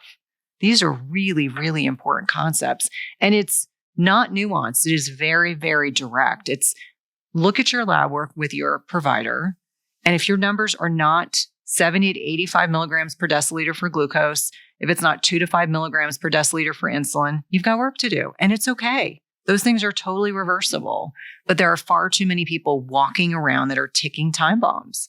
And for me, as a middle-aged person, there is nothing more disappointing to me than looking at people that are far younger than I am, who I know they're not going to have a marginal decade. They're going to have marginal decades. They may be living another 40, 50 years, but they're not going to be the people that are active running around with their kids and their grandkids. They're not going to be people that are still hiking into their 60s and 70s. They're not going to be the people that sleep without a CPAP machine, that aren't dealing with insulin pumps and all sorts of things that we have now taken for granted that we think is normal. We think it's normal to be obese. We think it's normal. And that is unfortunate. It doesn't have to be that way. It's funny you mentioned that because I before getting into this space, I think a lot of people were like I was, and that you just think that's part of getting older. Just think you look around at your class reunion and everyone's getting a little bit, except for that health nut guy. That guy, but I couldn't be him. I'm like the rest of you guys. I'm just getting bigger and bigger. And that was just sort of normalized. And it's really this, frog in the boiling water. Now I'm fascinated when I get to see like old footage, of the streets of New York or something like that. And yeah, obesity is very rare, and a lot of it's not non-existent. But it wasn't common. It was not that common. It's interesting. So my husband, my kids, and I went to Belize in between Christmas and New Year's to get away and just unplug. And the resort we stayed on, I said to my husband one day, I was like, I haven't seen one obese person in a week. Not one obese person. And I said, that is fascinating.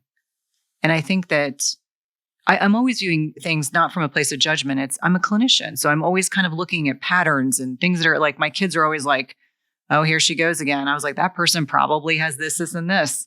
It's always from a view of curiosity, but I think that what has become, and that's why, quite honestly, I don't love disclosing to the world like what my age is. I'm not embarrassed by it, but I want people to understand, like, you don't shrivel up into a prune, or you don't suddenly become 50 pounds obese. It's not outside your control. Correct. And so I think that the message is always there are things we can be doing.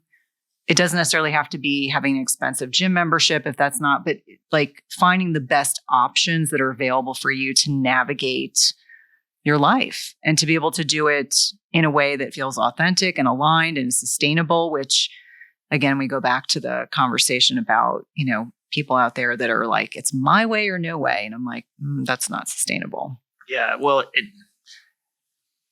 I've traveled. I'm very lucky to be married to somebody who can like set up a lot of this travel, because I basically just show up. But we've gone. That sounds like my husband. We've gone to all these places all over the world. And I mean, I know it's a bit dark, but I swear you could just throw a dart out at anywhere on the world map, and just about everywhere the food is just healthier. Have you been to Portugal yet? No, that's one place I haven't been I yet. have to tell you, probably, I can honestly tell you, we were there in April, my family and I, the best food I've ever eaten. Everything was fresh and delicious and just like so simple, but so delicious. And the people are wonderful. But one of my favorite places we've ever been, because the food was just unbelievable. So here's something for people who have not left the United States that I'll just remark on. Most places you go into the grocery store and it's cold. Yes. Why? Because they don't have a gigantic proportion of the grocery store with shelf life food. Actually, they tend to have a lot of cheeses and meats The and eggs sit at room vegetables. temperature. Right. It's the I would occasionally stop. She would mark on this. I would occasionally stop in even a convenience store and just sit and look at packages, because the ingredients were less total number of it's ingredients. Like 4 things, 5 things. Yeah, like four or 5 things and less syllables per thing. And I would just be fascinated by how much different the other component is. There's just no getting around it. One thing, especially when you're in Europe, but really a lot of places, is that public transport makes you think it's just another way people get around, but it requires you to be on your feet a lot. Yes. You have to go to different train stations, you're transferring to a bus, but really there's just an expectation of there's a lot of walking baked in to any route you go, right? And so by that token, it's difficult to be somebody who's really very immobile and exist in those cities. There's one, I'm gonna miss the name of the city, but I'm gonna say it's in Italy, and it's got a bunch of canals, and there's literally no cars. Venice? Yes, Venice. Oh my God, Venice. I was like, is it some other city other than Venice? Yeah, no, Venice is going around in Venice was amazing, and I kept thinking to myself, I was like, whoa, everybody, young, old, everywhere. They're all walking and they're all having to hit some stairs because you have to stare up and stare down for all these canals. Yeah. Just a way of life there. Yeah. And there weren't really streets per se, like we think of streets. They're kind of just giant walkways between these buildings. So you have all of these kind of like porter type people who they've got like this big thing and they're just like hucking it down up and down and I kept thinking, if I was just all about health, I'd move here because it's a very different way of life. And I too have been very fortunate to have traveled around the world. And I think that there's a lot of things that get reaffirmed about how much processed food we have here when we go other places. I'm the type of person, like, I like to go to the markets when I'm in a city. I'm the person that's taking pictures of fruits and vegetables and how they lay out all the fresh seafood. And, I've had the opportunity to do that in so many different cities. And to me, it's like people are more connected to their food. They view cooking as a passion. It's a love of food. It's a love of connection. Portion sizes are smaller everywhere. Yes, which is a good thing because the food is absolutely delicious, especially in Portugal. I'll just keep saying that. I was like, oh my God, I don't think we had one bad meal the entire time we were there. But this is another place where I feel like food culture is relevant. So for example, if you go somewhere and you order food anywhere, A, portions are going to be smaller almost everywhere you go, right? B, there's actually... you might even feel it's rude as an American, but the food doesn't come as quickly. No, it's meant to be savored. Yeah, the concept of, is it tapas? Tapas? Yeah, tapas, for example, is very European. Just like these little small plates, tiny plates at a meal time. So it's not like you're snacking through the day. It's really just kind of like a meal spread out as snacks, which... I imagine it's got to be a lot easier on the pancreas as well, right? Yeah. It's not a very rapid entry of food like you would be getting. Yeah. Well, one of the things that we have done in many, many countries we've been to, we have a cooking class. And so whether it's been like Morocco or Italy or France or wherever we've been, Spain, is something that we've kind of included our kids with. So they, develop a love of the culture and the cooking. And the one thing is that over and over again, these, people will say the one thing we observe about Americans is that you guys are always in a rush. You have portion distortion. And then the other thing is you're not very food adventurous, which I think is probably pretty accurate because I forget who I interviewed on the podcast, but they were talking about, and I use this term food monogamy. They were not using it. Food monogamy, meaning I eat the same foods all the time. And monogamy is a good thing, but like as it pertains to food, not such a good thing. And they were talking about how important it is to, have a variety of plant foods along with your animal-based protein or just be an omnivore. And I thought to myself, when's the last time I went to the grocery store and really bought like something I had never eaten before? Right. And so now I endeavor every time I'm grocery shopping to at least buy one thing. And if I don't like it, that's okay. You reminded me of one other thing, which is that when I'm abroad, I often get things plain.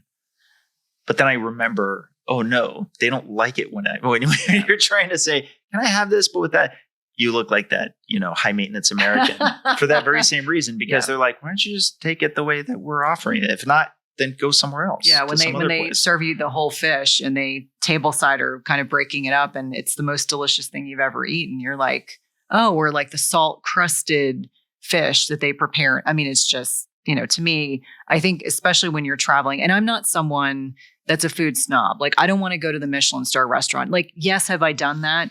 Yes, but I think it ends up being weird. And when I say weird, as in sometimes pushing the limits of my palate, weird, tiny, tiny portions of very, very expensive food. And I know that it's art and I appreciate that. And I'm not denigrating any of the people that appreciate that kind of food, but like, just give me a place where the locals go and give me some direction about what the best thing is on the menu. And I'm totally happy.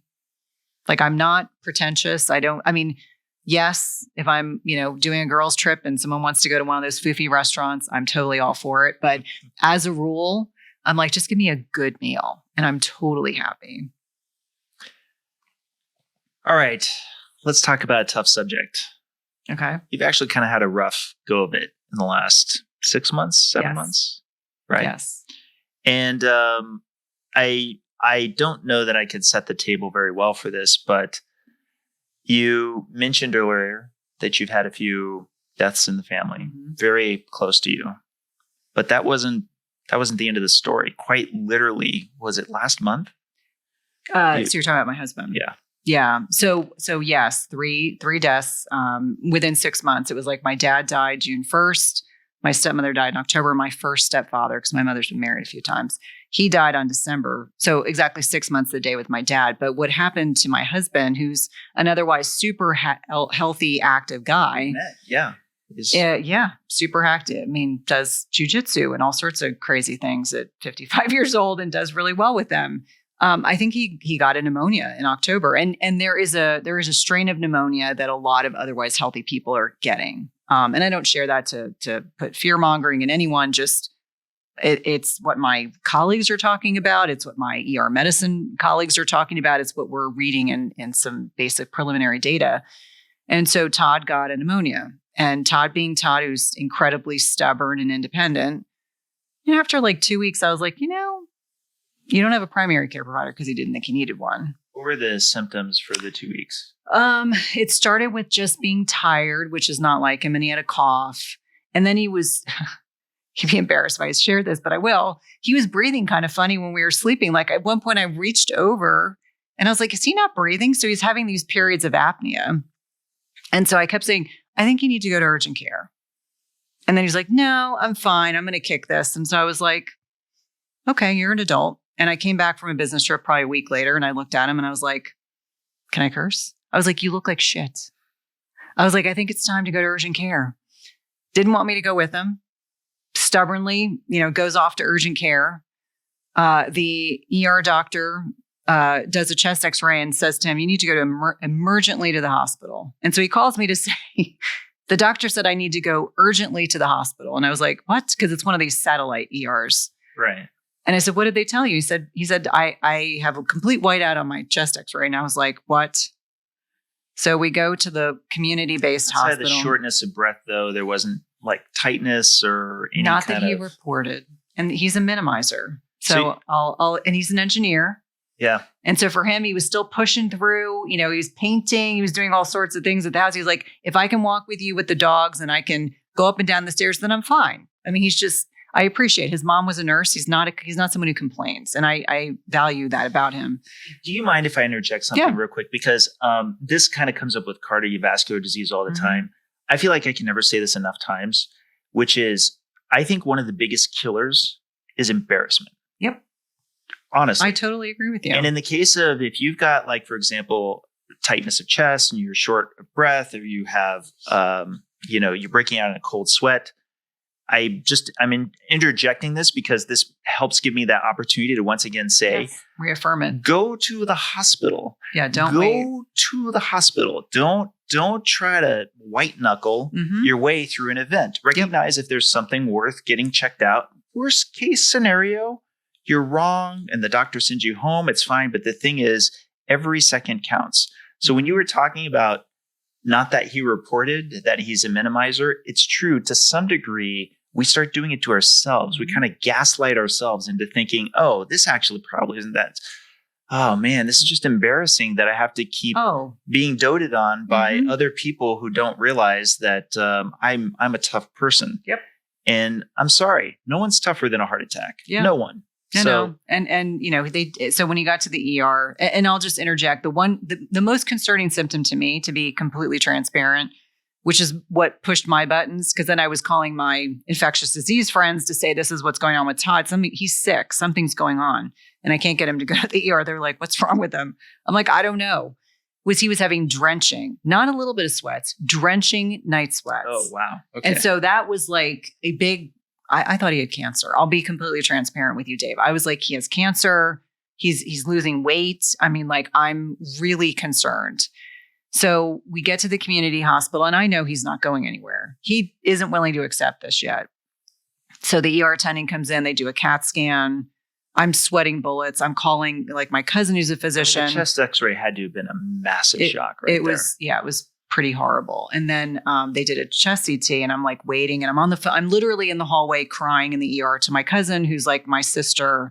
And I was like, I think Todd has lymphoma. Like, that's where my brain went. I was like, Todd has lymphoma. I can't believe this. And she was like, wait a minute. let's get the chest x-ray. She was like, let's talk you down. And she's like, this isn't like you. Like she said, I think you've just had such a year that I think your brain is automatically going to, the most unfortunate thing that could happen in this situation. So that's kind of a symptom of being a healthcare provider, yes, though, right? Yes. Because the drenching night sweats, I was like, pneumonia I can accept, that I can deal with. But like drenching night sweats means there's something more going on.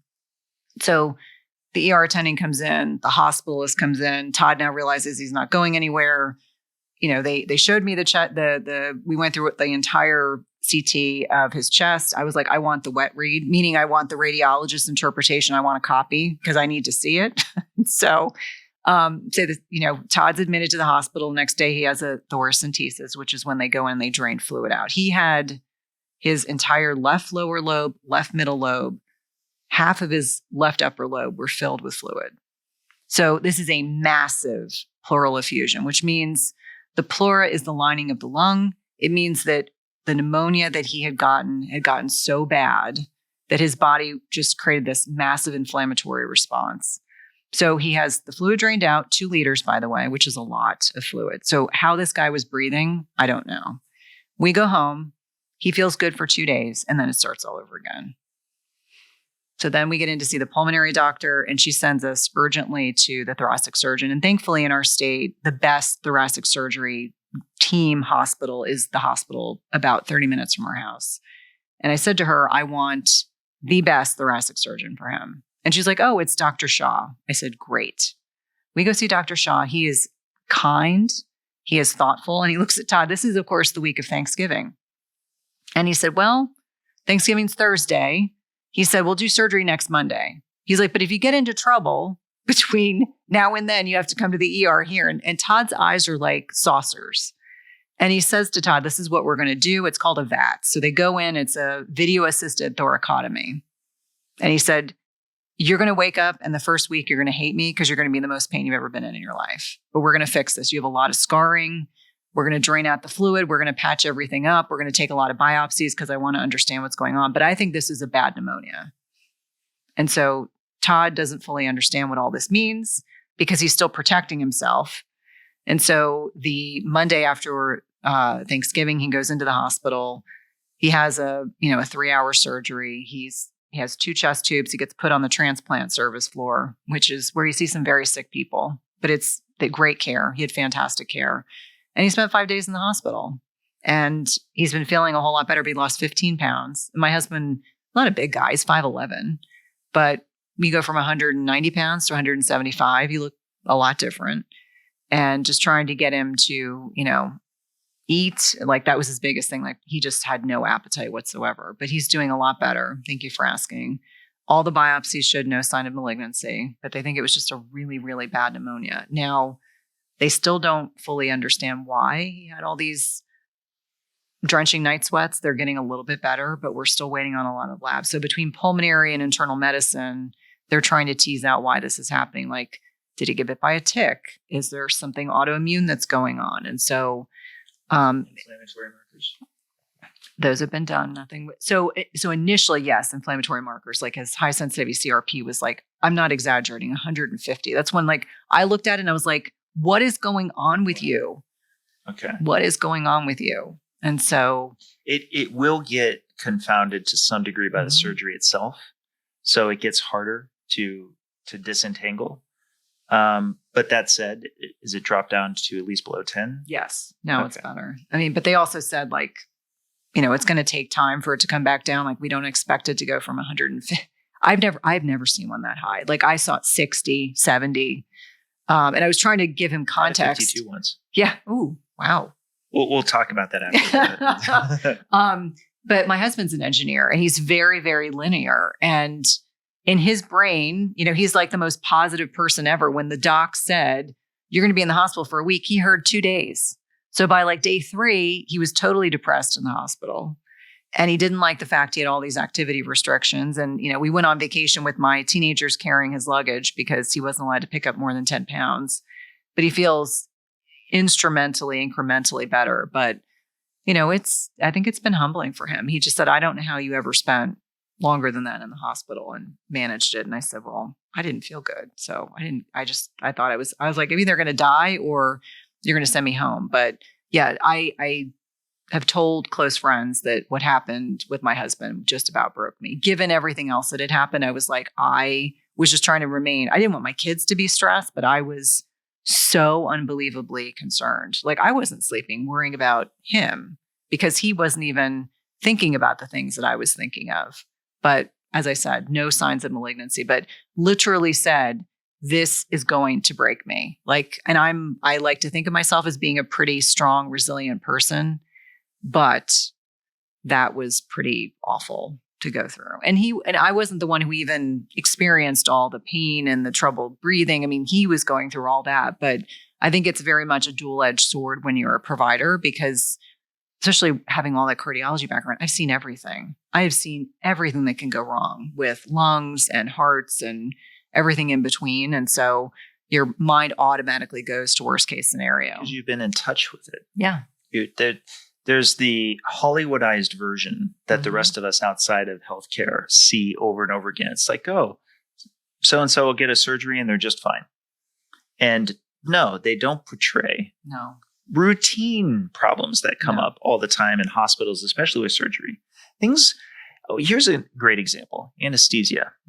Sort of just assumed, because you never see a Hollywoodized version of anesthesia going wrong, but it's a controlled death, basically, right? Yeah. So I can tell you about it personally. Yeah. And so if you're a healthcare provider, in enough instances, you're going to see where things go wrong. You're going to see complications. Of course, that's going to be in the back of your head for the myriad of possibilities. Yeah. Well, and I think I feel very fortunate. And I even said this to Todd's mom, was every person I interacted with, every single one, from the thoracic surgeon, the pulmonologist, the anesthesiologist, every nurse, I was like, we got very fortunate. I mean, we had the A++ team, and I normally don't do this, but I made sure I used enough medical terminology that they knew I was not just some layperson. And I didn't do that because I wanted to make them uncomfortable. I wanted them to understand, like, I'm going to hold you to a higher standard because I understand a whole lot more. But of course, you're doing that as a wife. Oh yeah, I was like, I'm like between my kids and my husband, I will go to the ends of the earth for, absolutely. Let's pull back a little bit and talk about the public figure component. We had already touched on this before, so this is a nice little lead-in, right? As a private citizen, somebody who just has a job out in the middle of nowhere, you're just saying, hey, I've got to clock out. I got to take care of this health situation, right? I've got 4 sick days that I'm going to cash in on now to deal with this. Oh, well, good luck, Cynthia, with whatever that is, right? Yeah. But your life is in the public eye. It's part of your job. It's part of your career, right? What was going through your mind on how to talk to the internet about what was going on with you and your family? Yeah. I mean, that's such a great question. I think that, my team knows this, that I think it's important to share to a point. I'm very respectful of what I share about my kids because they're teenagers and everything I do is embarrassing despite the success I've had. But with my husband, I was so overwhelmed with people reaching out, well-meaning friends. I mean, people reaching out that saw a Twitter post or an X post or Instagram or Facebook. I was so overwhelmed that I literally could not respond to everything. I was so overwhelmed and grateful for people that reached out, that posting publicly allowed me to share a little bit about what was going on, but not share it in a way that was being disrespectful of Todd's privacy. I mean, and I had a conversation with him. I said, I think I need to do this because I think I went through several weeks where I didn't record for the podcast for weeks because it was like every time I took a breath, I'd come up for air. There were other like doctor's appointments. I was like, I need to be there for all of these things. And so in order to provide some context for people to understand, like, this is not my husband broke his toe. Like, there's a lot more going on. So I think that it's, with permission, asking my husband, like, what are you comfortable with me sharing? And I said, I'm going to be kind of medical easy, like this is what's going on. Just be very objective and concise. Like that's my point, not to belabor anything. Obviously each social media platform you're on, it's different information that you share. So like X is very straightforward. You put a couple photos in there and it's like people get it. And then Instagram is almost all photos with a little bit of information. And then Facebook, quite honestly, was the most transparent I was. And I think that might have been when I actually said, with everything that's happened this year, this just about broke me. Because in many ways, I want people to know, like, I'm a real person. Like, even if I'm showing up and I'm professional and I'm respectful and I'm honest and I'm forthright and I lead with integrity in my business and my life, like ultimately I'm just a real person. And so I think I was very grateful for how kind people were, how supportive people were. But I did get to a point where I had to just text, like, friends from college, friends from grad school, friends from I would just say, thank you so much for the text. I'm in communication overwhelm. And then at least I was like, I'm acknowledging I received this and I can't talk about it anymore.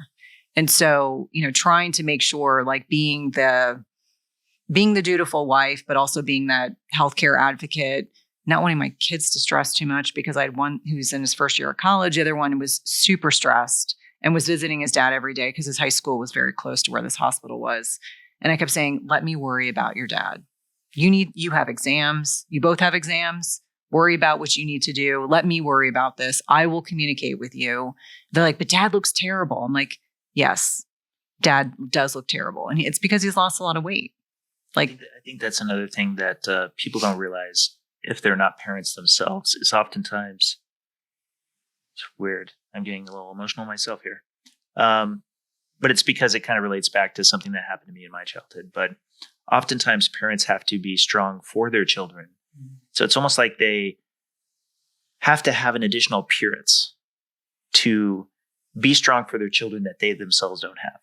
I mean, I would, it was probably 30 minutes into the city every day, and I would cry coming back or going just to kind of get it out. Because when I walked through the door, we have 3 doodles, and one of them's a puppy. It was like the puppy and the dogs and my 17-year-old need me to be 100%. And Liam is my 17-year-old, and he is very mercurial. When he wants to talk, he talks. And when he doesn't, he doesn't. And he's so moody. And every night he wanted to stay up and talk. And I knew it was because it was his way of like processing what was going on with his dad. Like, what do I do with all these feelings? Like, how do I process through what I'm going through? Right. And then, to be completely transparent, Todd's mother has a lot of health problems, and she's sharp as a tack, but a lot of health problems. And, I felt as a mom, like I really wanted her to feel like she was very much included in everything that was going on, because she couldn't be there. She wanted to be there, couldn't be there, couldn't physically be there because she doesn't live close by. And I felt very much like I really wanted her in particular. I wanted her to really feel like she was there. I was keeping her, like, texting constantly, calling her, because I kept thinking, this might be me in this position. And, so many years when my kids get married, I want to know that their wife or their partner is going to keep me looped in if I'm not able to be there. And so, for me, it just reaffirms what's most important. Like, ultimately, when it comes down to it, I'm so grateful for the success that I've had. I'm so appreciative. And, I say to everyone, like, I appreciate every subscriber. I appreciate every listener to the podcast, people that are on my email list, that follow me on social media. I try to be as real and transparent as I can be. But the most important thing in my life is my relationship with my kids and my husband. I mean, by far, there's nothing else that even comes close. And I think for a lot of people, they lose sight of that. I feel like I've gone to enough events. I've been in enough masterminds. I've been enough people that a lot of people get focused on stupid shit. They really do. I mean, they get focused on stupid stuff, and, things could change in a blink of an eye. And if you don't have, like, if your core priorities are very clearly defined, you know what you need to do. Like, when all that stuff was happening, with my dad. So one thing I didn't mention was my dad had fallen. So alcoholic, frail, sarcopenic, falls, hits his head, gets 2 massive head bleeds. I was his medical power of attorney. And the night I was picking up said really cute puppy that we have was the night my dad's health deteriorated. And the neurosurgeon, because I'm the medical power of attorney, was like, we need to make a decision. And I was like, my dad was very clear he didn't want surgery. So that then started this odyssey into hospice and trauma ICU and all these other things. And I just said, gosh, over and over and over again, 2024 was recalibrating what's most important. Like my brother and I are closer now than we've ever been because we had to come together to deal with everything going on with my dad and then my stepmother's care because he was caring for her. And, it just really demonstrates what's most important. I think far too many people lose sight of that. And for each one of us, it might be a little bit different, but I wouldn't be who I am or where I am without my core priorities. So sometimes things like these, trials like these, are good tests. You don't welcome them, but sometimes you really do find out how strong you are as a family. Like you just mentioned, you're closer to your brother than ever before. This is going to be something that's a shared trauma that you both experienced. And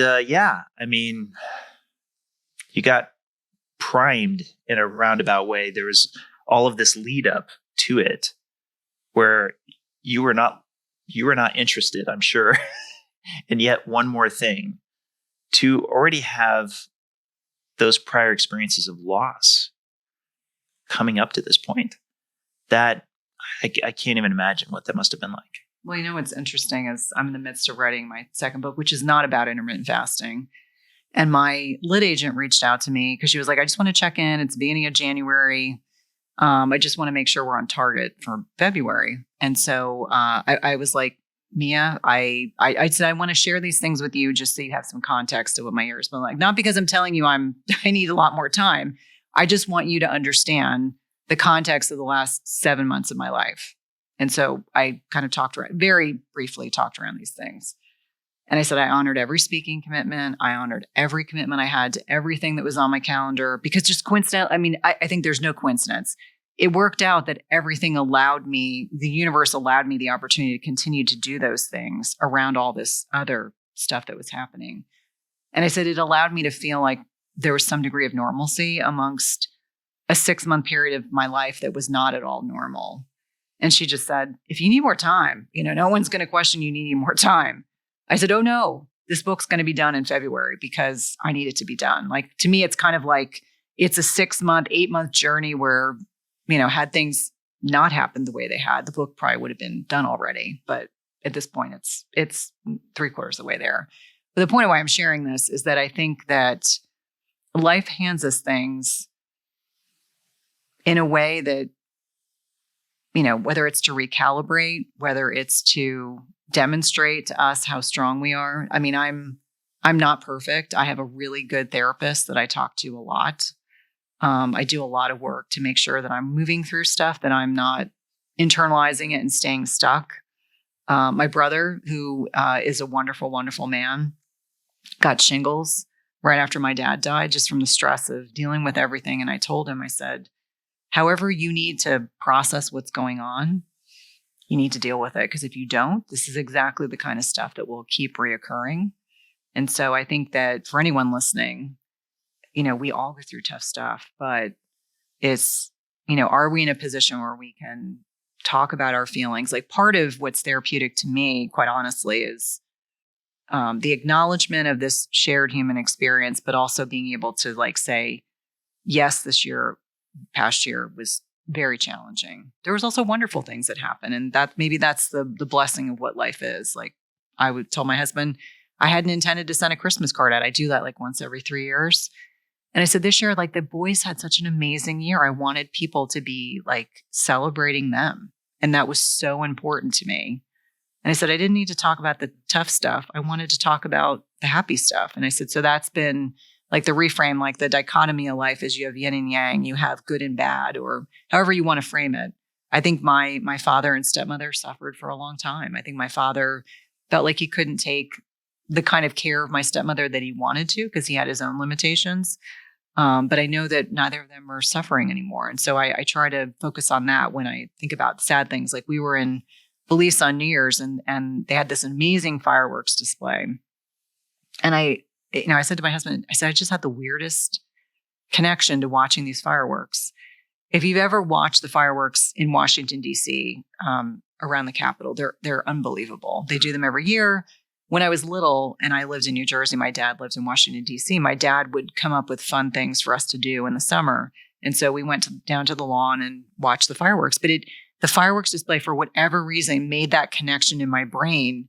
And I said to my husband, I was like, I suddenly got really sad, but not sad in a way like I couldn't function. It was just like, wow, you have moments where you're like, I really miss my dad, or I really miss this loved one. And it was just one of those moments just to reaffirm, like, my dad is still present in his own way, but it was just that, like, that blip in your brain that makes you realize, like, we're all so connected. Like, I'm still connected to that memory, trying to remember the positive, happy things and not remembering the sad stuff as much. Yeah, I couldn't agree more. Memories are ultimately what not only makes us, it's what we care about others in our life who we love to have for us. And it's fascinating because I think about this when it comes back to health itself. It's not just that I don't want to be broken down for my own life enjoyment. I don't want to be broken down for my own family, especially for them to have to take care of me or anything along those lines, because it's at that point I know I'll be thinking back a lot on my own life choices. Yeah. Yeah. I mean, I can honestly tell you that there was a book I read probably 3 or 4 years ago called The XX Brain. So it's a book by brain researcher, Dr. Lisa Mosconi, who's amazing. And it was like the first time that I really started putting these connections together about beyond the obvious of like my medical training, my medical experience, about neurocognitive decline in women in particular. And I was like, holy, I never want to be a burden to my family. And that's kind of, Todd and I talk a lot about this now. Like, as much as our teenagers tease us about, we have 3 dogs and we're walking the 3 dogs. But I said, it has just become like part of what we do. During the pandemic, we started walking the dogs a lot because there was a lot of things you couldn't do. And just the reality, like I say to them, your dad and I want to be very present and involved when you guys get married and have kids in a healthy way, healthy boundaries. But like, I was like, I want to be able to like watch your kids for a weekend. I want to be able to get on the floor with my grandkids. I want to be able to participate in all those things that in many instances my parents missed out on. But I never want to be a burden to them. I think a lot about the decisions that I make now, never wanting to be a burden to my kids. Exactly. That's really like, I like sometimes my teenagers will tease me because their brains are wired. Like technology just in many instances just comes super easy for everything. And sometimes in particular, my 19-year-old will say, God, Mom, it takes you, 2 seconds to do that and takes me 1 or whatever. And I just look at him and I'm like, yeah, I mean, we all have our things that we're really good at. And I said, sometimes the tech thing takes me a couple extra steps, like the first time I do it, but I'm not bad. But it's making me realize like those are the things, like they're always paying attention and watching.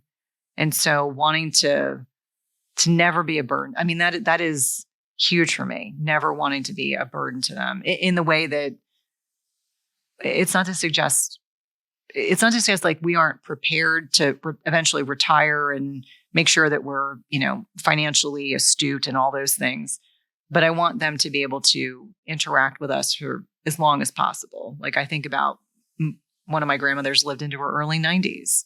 And, I think the quality of life piece is important. Like I told my husband, I'd rather be a solid 80 and die at 80 than have a marginal decade where like I'm in a diaper and I can't drive. Like those are the things I've started talking about. I have a cousin who's a physician, and I'm going to say this jokingly. We don't have a stockpile of narcotics, but we both have agreed, like if we ever get to be like really, really marginal, we're going to help each other out. But of course we're joking, but I think having seen a lot of people at the end of their lives, that marginal decade piece really weighs heavily. So it's like, what are the things we can do preventatively? Like I used to always think about, I wanted to be thin. I've always been thin. Now I think about, I want to be strong. There's a very well-respected GYN. Her name is Mary Claire Haver, and she talks about that distinction. I used to want to be skinny. Now I want to be strong. And I think about that, like strength, like being able to get on the plane and put your bag in the overhead, being conscientious about, being able to, lift your own weight. Like I can do farmer carries and I'm at about 80% of my weight, which is pretty darn good. That's great. Yeah. As a 5'3" 3/4" female. But the point being, like, it's always with that intention that I want to not burden my family as I get older. I think about this a lot. That's the things I want to retain. It's just my cognitive. Yeah. Like, totally. Getting back to the memories, I fret at the possibility that I would have full-blown dementia, where I would be fully down the rabbit hole of Alzheimer's.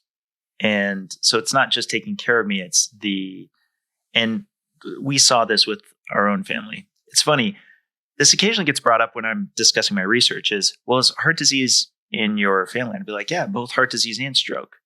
But for what it's worth, it's 100% on the side of those who drank and smoked a lot.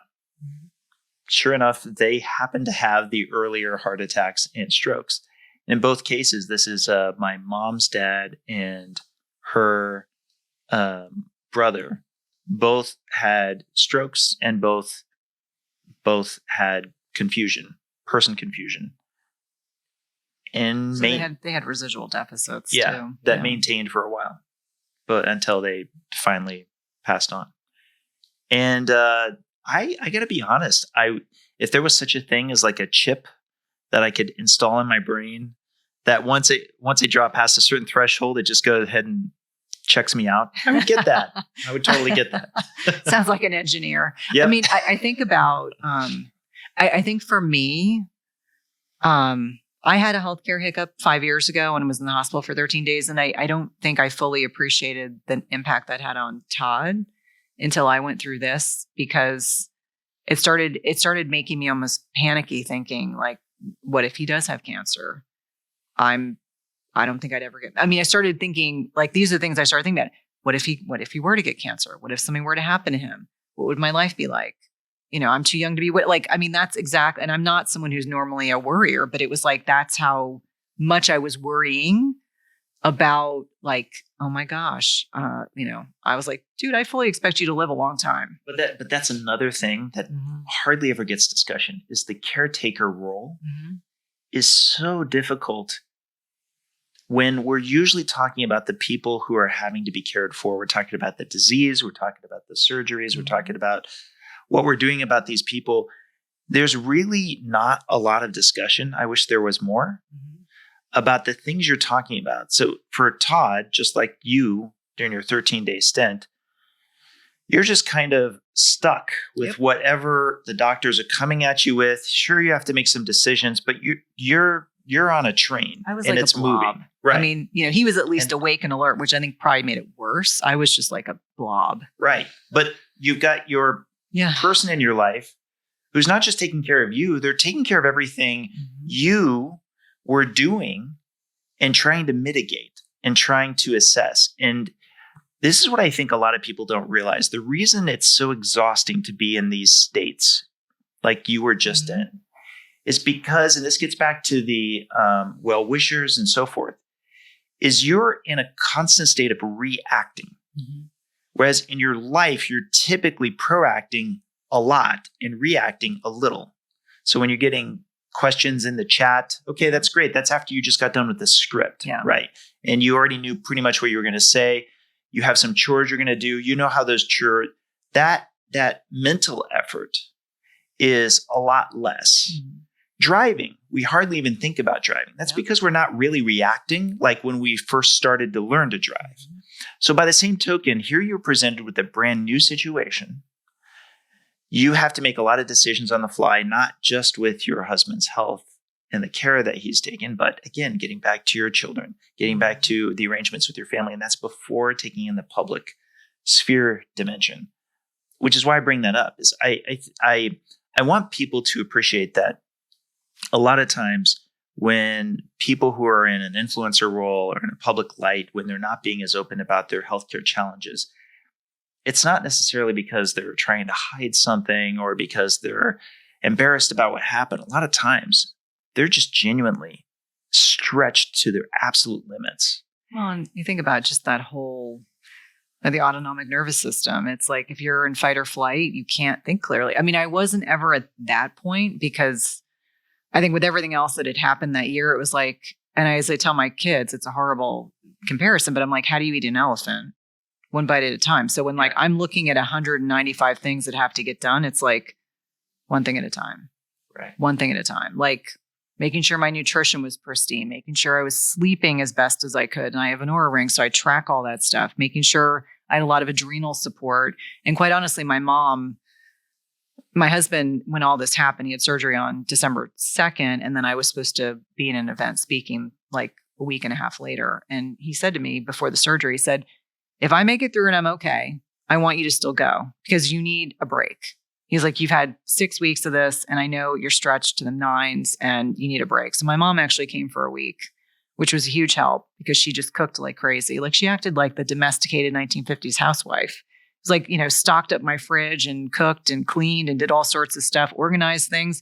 I don't know if your mom's like this. My mom loves to organize. My mom, I just have to give her something to organize. I didn't even give her anything to organize. She just started organizing stuff like sheets. She gets fixated on how I fold my sheets. I was like, knock yourself out. But I think that, we have to find ways to reconnect with ourselves, decompress. I mean, I am such an open advocate of like self-care. And I'm like, I don't care if self-care for you is walking outside for 15 minutes. That might be all you can manage. If connecting to nature makes you feel good or walking on the treadmill because it's icy outside, or you spend, 15 minutes on the PMF mat or red light therapy or infrared, whatever it is, even if it's just as simple as meditation, you need to be doing it. And so I think that I realized the other day I had not been on my PMF mat for 6 months. 6 months, because since this stuff started, it was like I was almost holding all this extra energy in.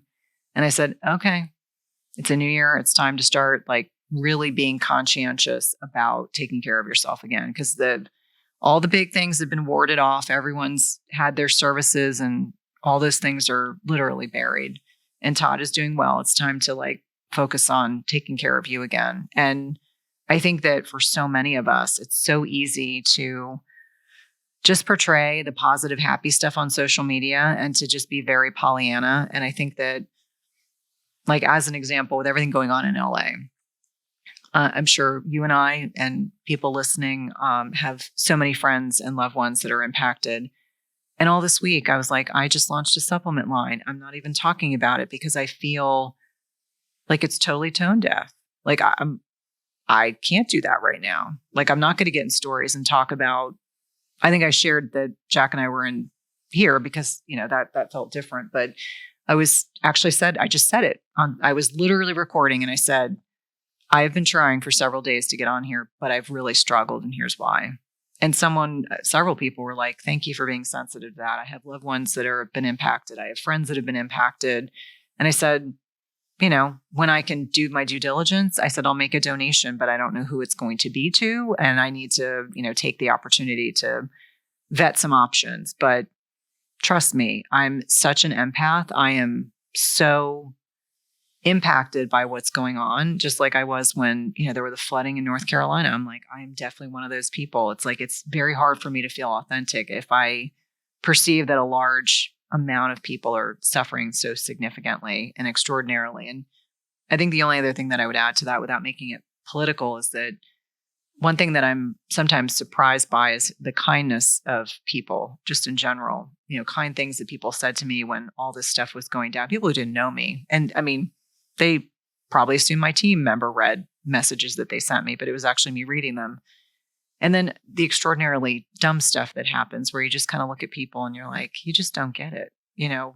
I think that life is going to give you trials and tribulations. It's how do we respond to it? How do we show up? And I think that speaks volumes. But for a lot of people, they just live in a zone of, I don't know if it's that they're incapable of processing their emotions or they're incapable of acknowledging them. But I always try to think that there's just probably more to the story than it comes out. A lot of underlying trauma that impacts people's ability. Well, and again, I just want to point out again, unfortunately, the whole tribalism with diet weirdly makes persistent enemies where I feel like it's completely unnecessary. It's silly. Right. I mean, and that's one of the things again, I've acknowledged this once, but I will acknowledge it again. I always appreciate and value that you are kind in how you respond to people, even when they're not kind and respectful. And I think sometimes on social media, people forget there's a person behind that account, that sometimes you hit people when they're down, and it's just so unnecessary. It's like, we can all agree to disagree. And that's generally where I kind of lead from. I'm like, really rude people just get blocked because I just don't have, energetically, I don't have time. Someone got mad that I posted something about the LA fires and I was sharing resources, and someone was like unfollowing. I was like, well, you just got blocked because on who to donate to, or yeah, that was like offended them. And I was like, okay, I feel like I have enough of a social media following that I have a responsibility to share helpful information. But if you don't find it helpful, then it's probably best that you don't follow me anyway. Actually, that's another thing I'm kind of glad you brought up, because this is this has been a struggle of my own as well. I'm of course spearheading extremely controversial research. And I feel a lot of times like it's incumbent on me to not even accidentally get involved in some other controversial, like, not even that I have all these ridiculously controversial ideas, but just the potential that something becomes controversial, that I play a lot to not lose as much as I am playing to win. The downside of that is, while I would offer that much of what you see of me in the public space is in fact me, there is a lot of self-censoring. There's a lot of filtering that I do, not in attitude towards others, but in not wanting to discuss certain things. Sure.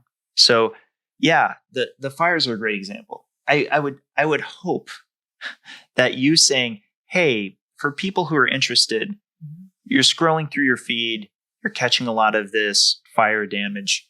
Here's something you could do about it. I'd like to, at least since I'm in your feed, point you in that right direction. Right. Yeah. And that would seem like a completely altruistic thing, right?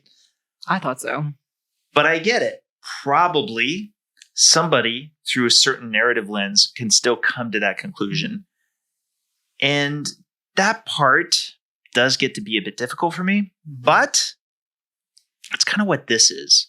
Yeah. I made a deal with myself, getting to sort of the new beginnings arc that you were describing. After getting this final analysis being published soon with the study, there's still a lot more that's happening, including this fundraiser that we have. It's going to be for the next study, and we're going to get an extension to the current study. But I need to promise myself that, at least in this room, and hey, you're one of the first people I'm having this conversation with, right? This needs to be a place where I can take that filter down a notch. And your listeners will want to. I mean, that's the one thing I've come to find, is that the more transparent I am, the more people like connect and feel like, okay, I'm getting to have a better sense of what this person's about. But I can appreciate. I mean, I think being guarded is just part of survival. Yes. And I feel like, retrospectively, I think I spent a lot of my lifetime being very guarded, except for those that knew me really well. I'm an introvert by nature. And so it seems completely contrary to be sharing so much in a public way. But by the same token, I feel like it's very empowering. Like when you get to a point, like when you have, 20, 30 podcast episodes that are out there and people get to see this other side of you, I think in a lot of ways, it just builds like further momentum. People are more interested. They're like, okay, Dave's not just teaching us something. You have an incredible YouTube channel as an example. He's not just teaching us something. Like, I'm seeing this other side of him that I really like. I feel more connected to Dave and his message and, what he's doing as a citizen scientist. I just think, ultimately it brings back things 100-fold. Yeah. And the other thing about this is I wanted to make this a place where I could just have anybody. Yeah. So I'll be chatting with, of course, many people on the nutrition side, on the lipid side. There'll be massive geek talk. But also, I kind of want to just have some regular discussions. Mm-hmm. And really, so you brought up the fires, for example. I'd love to have somebody who experienced it, what they have to share, for example, what their story is. And getting back to the very concern you brought up, that it's possible some people might go, oh, this might even seem exploitative or something to that effect. But I think the reason this hits us so hard is that while, fortunately, the death toll hasn't been terrible, there have been a lot of things that we've observed with regard to both the fear and panic. Like people abandoning their cars in the middle of the road, even though they didn't seem to run into an obstacle, but maybe it's because they ran into bad traffic and then they freaked out and then they left, but then that caused all sorts of problems for people after them, right? To, you hear about the very expensive homes that burned down.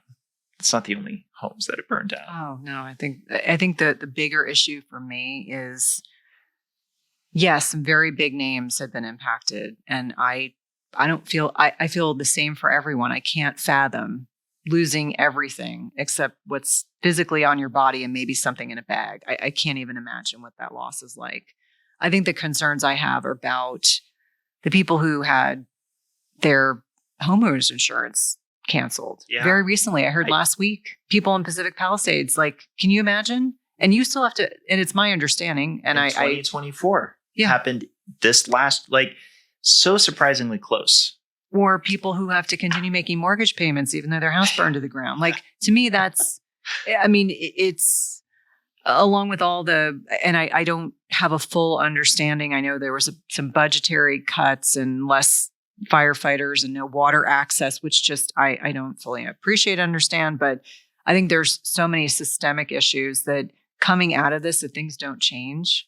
Because I look at states like Florida and California that seem to be more prone to natural disasters, and how most of those homes are going to be built without insurance or without homeowners insurance, or people who maybe they have a house that was just in the less affluent areas, where maybe they've had a house that's been passed down and that's the only way these people have a home. Right.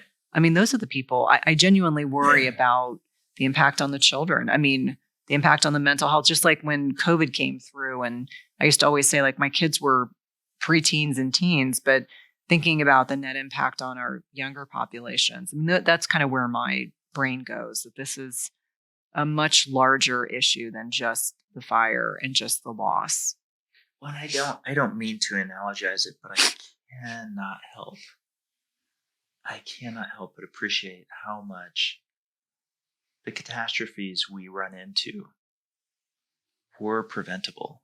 We could have taken steps to do something. So even before pointing fingers anywhere, at least owning for ourselves that we're the apex species running around, building rocket ships that could go to other planets, right?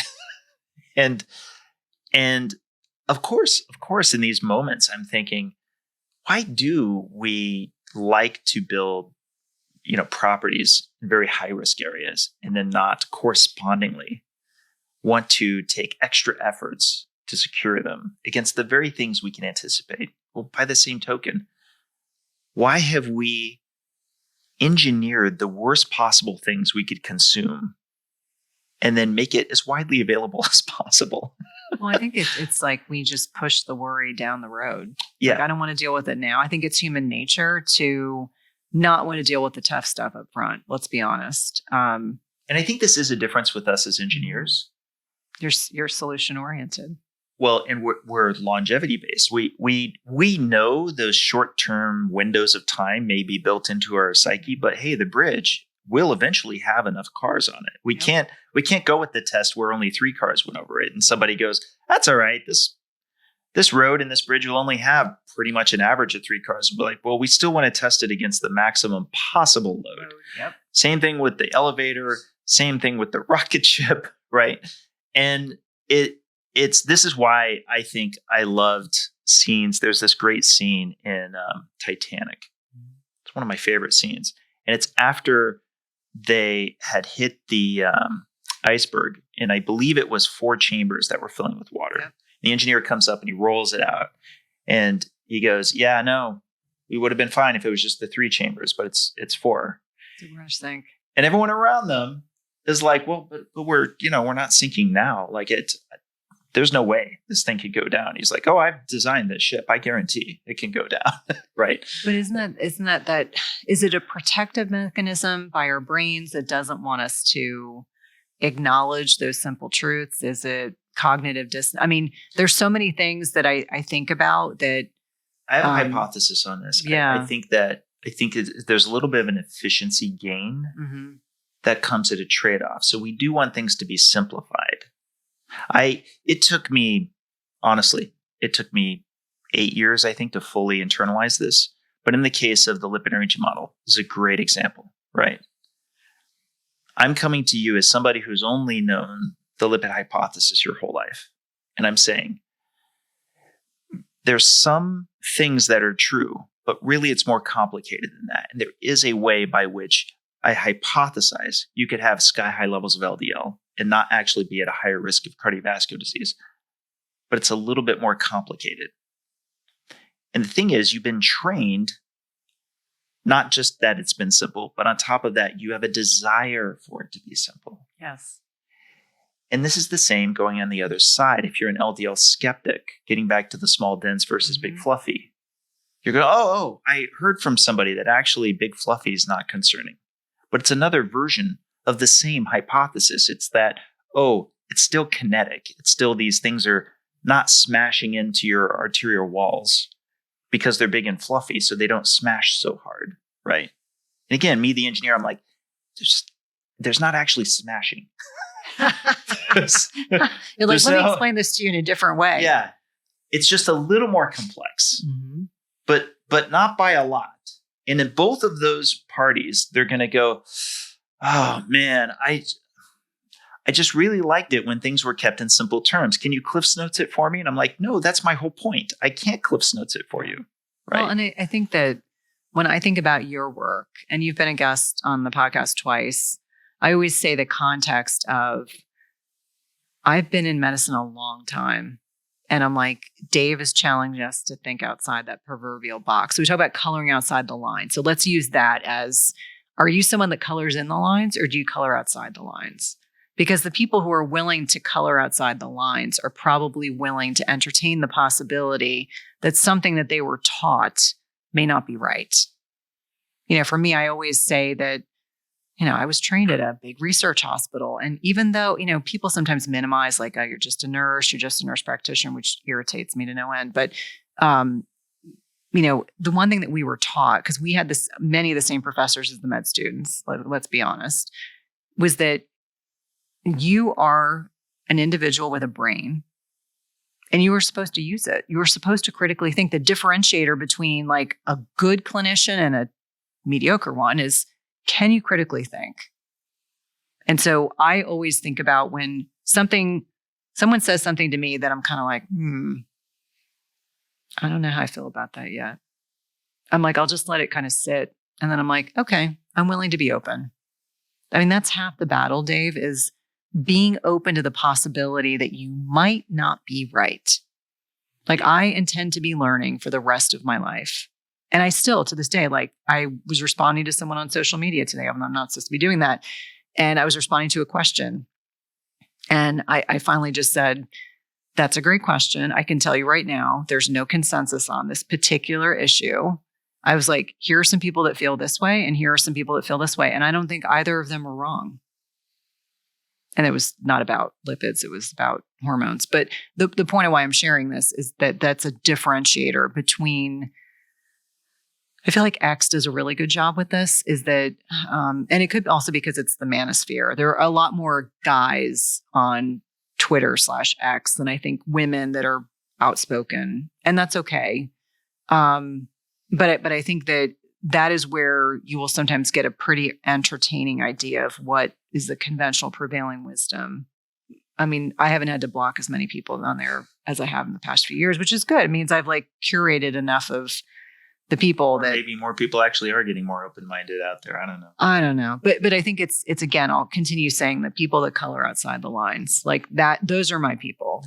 But that's the part of what I was zeroing in on. I'm starting from a deeper deficit than most people in that if you're, say, learning about mitochondria right now, it's probably brand new information for you. If you're learning about lipids right now, you've been not just told that LDL is the enemy. It's not just that. It's that simple.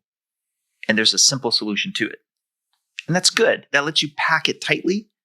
And in your brain, you don't have to put a lot of thought into it. So it's packed over here. And that's where the engineer in me underestimated, where there's a bigger, more difficult hill for me to climb than I thought. Do you think it's laziness? Do you think it's the people and I say people, like I'm just saying people as in the people, that a lot of people struggle with trying to facilitate absorbing or entertaining differing opinions or ideas of concepts that they learned 20 plus years ago? I don't know that I would say it's laziness. I think mental laziness, not like they themselves are lazy. But. Well, it's we like when there's a lot of people we trust who we believe to be very smart, who agree on something. And then we're like, oh, okay, well, I'm not going to listen to your harebrained idea that I already have a difficult time absorbing, because all these people over here who, and this is one of the challenges with NGOs, is you have these institutions. The institution of disease X recommends intervention A. Oh, I'm going to listen to, of course, the authority on disease X. They know what we should be doing. Why would I be listening to you? You're not one of these people. Because they then vomit that back to you and say, well, this is, I guess for me, I've gotten, you're a citizen scientist, I'm a nurse practitioner, but it's interesting to me that sometimes the lowest common denominator that people try to attack on when they're upset with information that's new that they're presenting, it's either you're old, or you're just a nurse. Like that's usually like the prevailing. And I'm like, but that doesn't mean that I don't have an opinion that's worthy, like first and foremost. And so I think that when people have nothing else to say, that's when they start having like the personal insult conversation. Now that to me is lazy though. The difference in culture of engineers, like software engineers, I feel like you could test this right now. You could have Bill Gates walk into a room full of junior engineers, say something completely ridiculous. And the junior engineers will laugh and call him out on it right there. Why? Because that's the culture of engineers. We're tearing each other down all the time. I don't care how senior you are.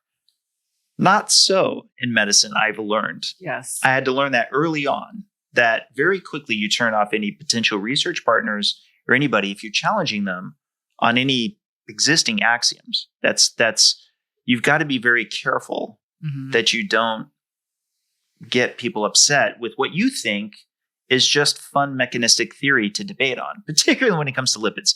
I've unfortunately had to learn that lesson a few times, and I've sworn off of that. Again, getting back to it being a survival effort in order to just move the research forward.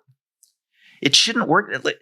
At the end of the day, we should be able to talk about scientific concepts, even if they're flatly and easily disproved. In fact, if anything, you should want people to bring easily disprovable things to you if they're becoming hugely popular, so that you could debate them and get them off the table. Why would you need a big consensus statement to make a claim against something and then not entertain discussion on it? Yeah. If there was, again, a rising popularity to something against that consensus statement, there's nobody coming together to make a consensus statement that the earth is round. Yeah. Here's one I want to get from you. Okay. Seed oils. What's the problem with seed oils? Well, I think not a challenge question, by the way. I'm always interested in where everyone's coming from on this topic. And what I find fascinating about the area of seed oils is that different people have different reasons for why they don't care for them. Yeah. I mean, I feel like through my discussions with Kate Shanahan, that's really who kind of put that on my radar, was looking at the disruption at the cellular membrane, that not only do they disrupt the health of the cellular membrane, but they actually stay incorporated somehow into your cells for up to 2 years, which for anyone that thinks seed oils are benign, I mean, it kind of bothers me that they are, I mean, are they a toxic invasive oil? I mean, I start to think about, all the untoward effects on cholesterol synthesis. And, if we're looking at our, this phospholipid bilayer of our cells, I start to get concerned about, what other long-term effects. I think that it's that combined with they're in most of the ultra processed foods. So is it the chicken or the egg? Is it the seed oils that are driving insulin resistance, or is it the ultra processed foods are driving insulin resistance and they just happen to incorporate seed oils? So I think I would say that I proceed with caution. I encourage people to not use them to cook with at home. Do I think you have to be paranoid when you go out? I refuse to feel like I'm not a healthy enough adult that if I get a dose of seed oils in my $90 steak, which that's what someone told me initially was, oh yeah, when you go to LA and you go to your expensive steak restaurant, they're probably cooking it in seed oils. And I was like, what? I was like, seriously? Probably. So yeah. In fact, it might even be like the spray on kind. Correct. Like It's aerosolized seed oils. So I think that it's a twofold issue for me. I think it's do we understand the long-term effects of being exposed to toxic solvents, chemicals, adulterated, what was once a seed that is no longer anything like a seed? Is that what's driving a lot of the metabolic health issues? I'm not sure. I mean, certainly Kate's latest book certainly suggests calories. Yes, it was a good book. I enjoyed it. I think it certainly starts a conversation around, do we just need to limit ultra processed foods? Is that what the bigger issue is? Because I think about seed oils as one ingredient. If you read food labels, you can eliminate most of them. But when you go out to eat, we're back to that problem of a cluster of confounders. Right. So I'll give you actually zeroed in on one of my favorite areas that I am interested in, which is in fact the cell bilayer incorporation. So to get extra geeky, you're probably familiar with this. Phospholipids are that, the phosphate head, but they've got two legs, if you will, which are fatty acids. And a saturated fatty acid is nice and straight. It's very stable. And unsaturated, it's going to bend depending on how many double bonds it's got. Now, it is a fascinating, kind of creepy to consider that you might have such a high proportion of the fats you're consuming actually having a net impact on that bilayer, because the bilayer is the phospholipids with their feet facing each other. Probably anybody could look this up if they're watching online. Cell biology class. Cell biology. This is fairly big, and this is really 101 stuff, really. But you have to have both. You have to have phospholipids with unsaturated fatty acids, and they will be a little bit more fluid relative to the ones that have saturated fats in the milieu, if you will, of the bilayer. But I don't remember what the exact percentages are. I'm just going to make some up off the top of my head. Let's say that 20% of the fatty acids attached to those phosphate heads, and I think it's less than this, but let's say it is, are monounsaturated, right? The rest are saturated. And it's a mixture. It's not just those. It's a mixture of proteins and free cholesterol, but mostly, or at least like 40% are probably phospholipids. So if you're having enough of them compositionally, that actually more literally of your cell membranes, the proportion moves from like, say, a 20% up to a 30% or 40%. That's a really interesting question, because that's a real structural change. Yes. And you know what long-term effects that has? I'm genuinely curious. But we don't typically do that level of complex biopsies on people to know. I wish I could run a study on the actual cellular compositions of folks, especially with advanced diseases, as to how many of them have a higher proportion of these, these unsaturated fats, particularly poly, Well, when in you their think cell about membranes. Well, I think about it the mitochondrial dysfunction with chronic disease. I can't fathom that there wouldn't be. I think your premise is a sound one, that you can probably assume that there's some degree of significant dysfunction. I think there's many, many things that contribute to metabolic disease, cancer, etc. But I think it's that domino effect. It's like, what's the one thing that tipped everything off? I may not be sure. It's multifactorial, as we like to say in medicine. It's multiple things that are probably driving what we're seeing. Well, and that's the other piece of it is I'm always skeptical of anybody who says, I have a grand unifying theory of metabolic health. And I can appreciate that seed oils have been kind of one of those that's been coming into the space. I'm friends with Tucker Goodrich, just like Kate. They kind of see almost everything through this lens. And hey, I'm open to the idea that it is going to prove to be this grand unifying theory. But I'll concede, again, engineer. I have a tough time. I have to see the data. Right. And I have a tough time starting with any assumption that it's just going to turn out to be this very obvious, very isolatable thing that we can figure out. Well, and there are other people in this space that speak about how seed oils are great. And I can think of a very large podcast that talks about that. And so I haven't fully gotten through all of that individual's podcast around that topic to be able to listen to the contrarian opinion. Because again, I color outside the lines. I'm willing to entertain the possibility that maybe there's some nuance to this, but I'm not there yet. My current stance is I think it's more dose makes the poison. Yeah. I'm not worried about ranch dressing when I'm out and about, even though I know it's going to be a mixture of canola oil and soy. It might be harmful, but then it gets back to the question of the degree of harm relative to everything else. I think if I'm having a salad, it's probably better than if I'm going, can't have this oil. I would rather have, fill in the blank. Yeah. I will say the one other thing that I think is compelling to me on the seed oil direction, but I don't even know if it's specific to seed oils, it's just to be more likely, is unsaturated fats being more susceptible to being oxidized before you've consumed them, right? So you're consuming something that's been, say, fried. Yeah. And so you're bringing in a lot, you're consuming a lot of straight up reactive oxygen species prepackaged. It's ready to go to get there into your system. Do I think that there's probably some more pronounced downsides to that? Yeah. Well, I think there was a paper that I presented at one talk that I gave that was looking at, and it was based on rabbits, but looking at unheated seed oils, and I think it was soybean, versus ones that had been reheated a couple times versus, the fryer in the fast food restaurant, and looking at the toxicity of those. And not surprisingly, the degree of oxidative stress inflammation in the aforementioned seed oil basket that is used or seed oils that are used in like a fast food fryer type situation had the most negative ill effects on the rabbits.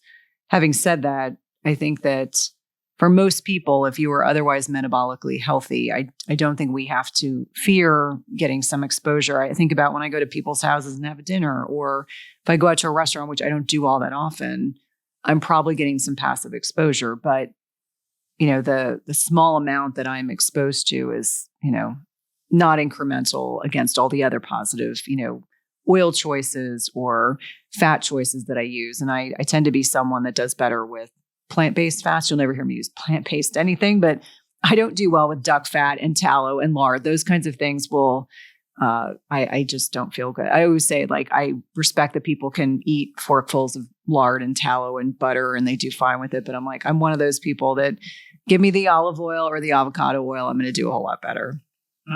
That's interesting. Here's a question I had for you. You discuss supplements a lot. Right this moment in time, what supplements do you take?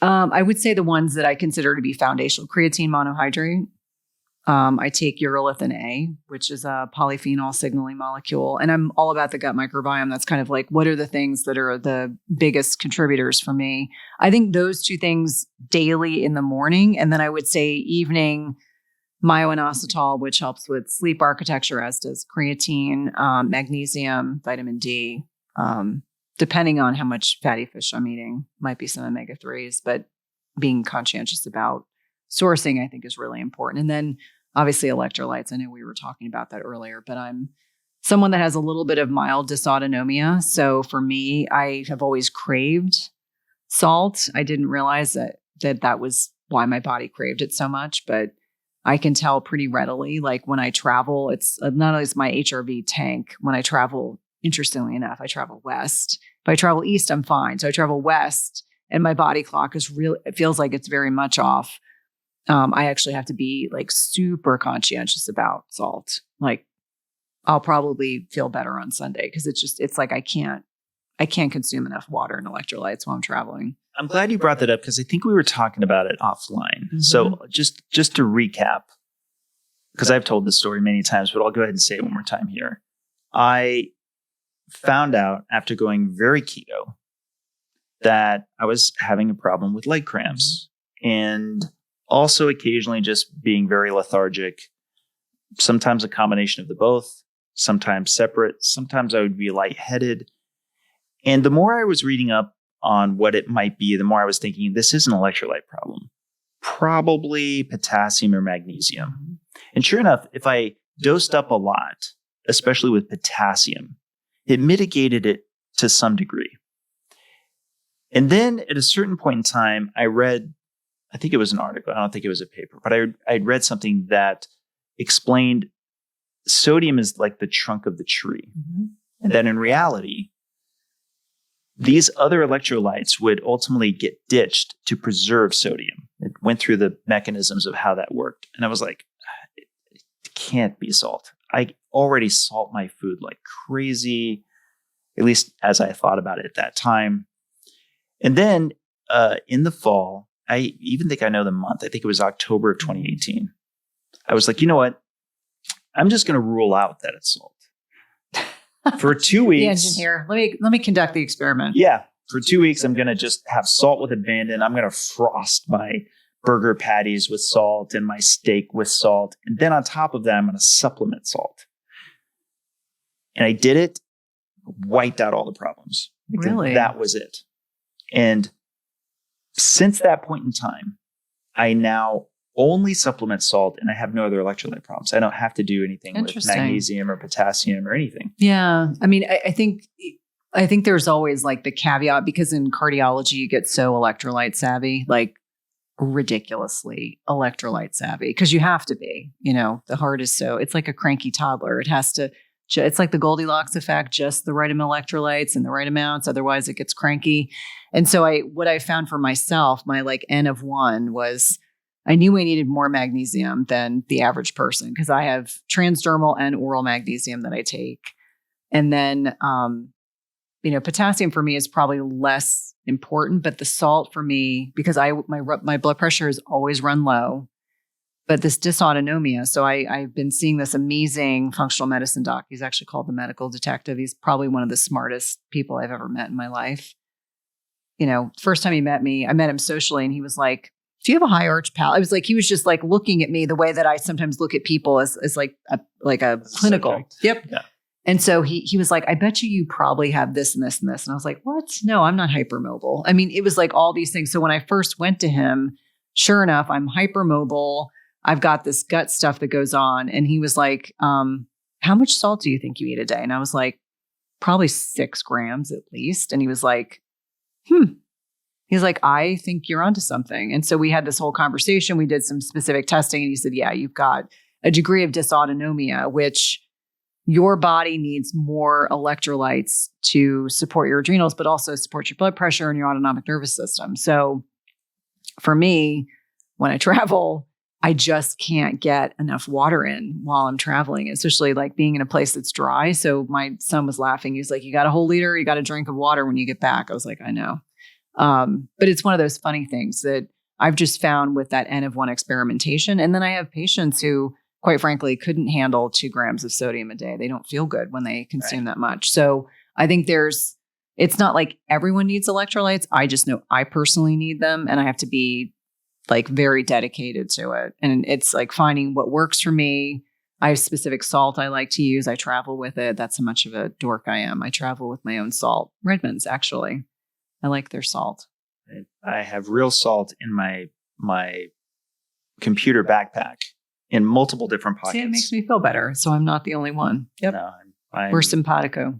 I'm the salt king. I'm somewhat famous for it. And the reason I keep sharing the story is what you said is 100% true. In fact, a good example of somebody who I know is quite vocal on not necessarily adding salt is my good friend, Amber O'Hearn. Mm-hmm. And she also acknowledges me and that there are several cases like me, because after I was sharing my story, sure enough, there were some folks, my good friend Eric Rogers, my wife now, just turns out that they do feel better and they have less issues when they legitimately supplement more salt, when they just straight up have it beyond even what they're going to salt their food down with. And there is a hypothesis. I credit George Henderson with putting this in front of me. Before I was even in this space, I did discover I had fructose malabsorption. Oh, interesting. So do you get like the gas, bloaty, diarrhea stuff? Yeah. Yeah, but it's not relevant when I'm super low carb because I don't have that much fructose, right? But for the longest time I had that. It's very difficult to diagnose, by the way, for anybody who thinks that they might have it. Let me tell you. FODMAPs. What's that? FODMAPs. That's usually what they call it, yeah. Well, the issue is that the thing that's triggering the symptoms may take 24 to 48 hours to manifest.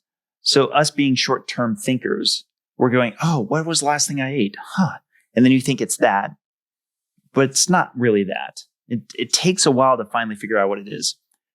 Again, this is all before I'm in the nutrition space, but much, much later when I'm finding out about the salt problem, George Henderson goes, do you have any problem with fructose? And I was like, oh, I do. Yeah. And he put this paper in front of me. I'd have to find it, but it showed how the same mechanisms with enterocytes that line our gut one cell transport, yeah, also affect absorption of electrolytes. So it may be that I'm just bad at absorbing sodium.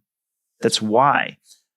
But I had one of the most impressive experiments to prove to me this issue, which is that I was doing a very keto. This was a 15-day experiment, very eucaloric at the beginning, 2,300 calories, but otherwise very low carb, where I then go hypocaloric for 5 days to follow. The first 5 days, exactly cut in half. And when I did, my feet cramped like crazy. It was just ridiculous. And this was even though I was not only supplementing salt already in this experiment, but before this experiment, I'd already had huge amounts of salt in my diet before starting the experiment. Why is this relevant? Because I'm getting blood work at the end of each of these phases. Okay. And at the end of that hypocaloric phase, both my sodium and my chloride were below reference range. Oh, geez. Yeah. Now, you know this, but probably a lot of people don't. Even when we're highly depleted, our bodies are actually really good at keeping the blood levels of our electrolytes in range. If it's below range in your blood, it means you're really depleted. Yeah. Oh, totally. And I induced that with this experiment, which suggests to me that I was already kind of just already, like I definitely wasn't overabundant. I was probably at the other side of it. So after that, I mean, that was probably one of the biggest moments for me where I was like, okay, I just need to stay on top of this. It's however, the more keto I am. Okay. So if I'm really fat adapted, if I'm practically carnivore, I have to correspondingly make sure my salt levels are high enough. Interesting. If I'm off diet, not doing the best, whatever, actually it's less relevant. Interesting. And I think it does come back to some degree of that also being a combination of hydration. Yeah. I drink a lot more fluid when I'm very keto. Yeah. Well, I mean, I'm just craving it a lot more. Yeah. It's interesting because I think it's always that like very delicate balance. Like I think I was actually telling your assistant that, so Richmond, Virginia rarely gets a lot of frozen precipitation. So this week we got the most that we've ever had, but there was some type of a power malfunction with the water supply in the city that then impacted the water supply for just the city. So when I went to the airport on Thursday to fly here, the entire airport had no toilets that were working. So they had porta potties. Like we were walking in, I looked at my son. I was like, what's with all the porta potties? There must be a bunch of construction. So we walk in and literally it's like, there's no toilets. You can't use toilets. So we're like, fine, we're just going to be camels. We're going to get on our flight. I'm not going to drink any water till we get to the first place we go. There was so much turbulence in flight. No one could get up to use the bathroom. So by the time, and then there was an aborted landing, which is not funny, but it was funny at the time. So then by the time we get off the plane, I'm like, my son's like, I'm so thirsty. I was like, I know. For me, when I travel, if I get behind, I usually drink 2 liters of water while I'm traveling. If I get behind the 8 ball on water consumption, it's like this, I'm chasing the entire time away, which is so interesting. When I'm home, I never have that problem, but because it's also, when you're working from home, you can empty your bladder whenever you need to. When I'm traveling, I try to be conscientious about that. But I think for each one of us that are sensitive to our electrolyte depletion, by the time you're roughly in our age range, hopefully you figured it out, because it makes such a big difference in how you feel, how you sleep, how you feel, how you exercise, how you eat, all those things. While we're here at our age, let's round. I don't even know your age, Dave. I'm 51. Okay. So we're both middle age. Yeah, we're pretty close. Yeah. I almost nobody ever puts me at that age, but I guess I can be somewhat thankful for diet on that end, because I feel like I was starting to look older until I had changed diet. So it makes a big difference. I mean, I feel like all the time that I'm always grateful when people are like, no way. I'm like, yes. That's why I tell people, because I first of all, there should be no age stigma, especially for women. Number 2, I feel like I'm a beacon of what's possible. Like people don't have to fear getting older. No, it's going to happen anyway. It's a privilege, really. I mean, if you live long enough, you're going to get older. It's going to happen. Before I get to the point I was going to make, sorry, it is true. I occasionally, the thing you just mentioned, there is sort of a weird thing as you get older where you think of it in that respect. You're kind of like, oh, I guess I didn't die young. Or at least, I mean, obviously if we die tomorrow, it's not like we're dying right old per se. But the older I get, the more I'm like, oh, 58 sounds young. Like there was someone who had reached out to me that a loved one had passed away, and I was like, 58. I was like, that's really young. Like as I start getting older, I'm like, right. Oh, that sounds like 80. 80 is that's a good range. If you're going to die, 80, you've lived a long life. But when you're much younger, 58? Oh, well, probably pretty close to death's door anyway. Exactly. Well, no, if you ask my teenagers, they're definitely like, they don't understand how healthy we are comparatively. But, right. As my older son is dating, he'll come home and he'll say, oh, yeah, I tease you and dad, but you guys are doing pretty good. Yeah. You look at the cohort. You look at, so yes, where I was actually going was back to muscle. Yeah. I myself have never been like a resistance training person, like most, especially computer engineers. In the last year and a half, I'd been working with Dr. Ben. Oh, good. Bokikio. He's fantastic. And using, it's actually upstairs. It's one of those whole body thingies or something like that. But a lot of it was because I do know not only the research, but I know especially for guys, like you've got to get on top of the muscle, but putting on muscle at an older age. Much harder. It's way harder. It's way more difficult. Yeah. I think that you need enough stimulus.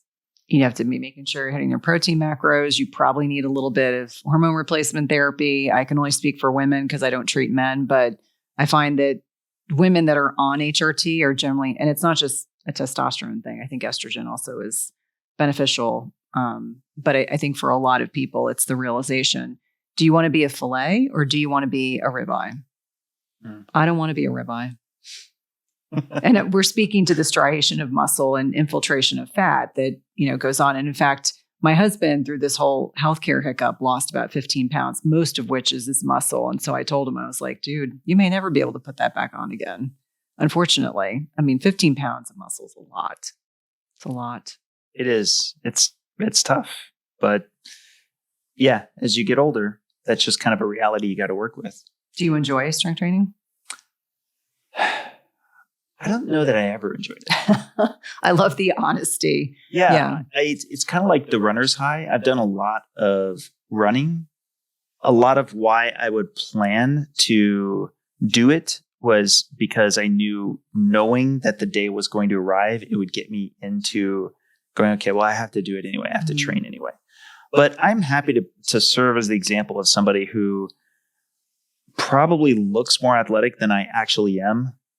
And I'm not that I think I look athletic, but the point being is that, I'm one of those people that my dietary habits probably allow me to appear more fit and athletic than I actually am. That's about the best way I could put it. That's a good thing. Yeah.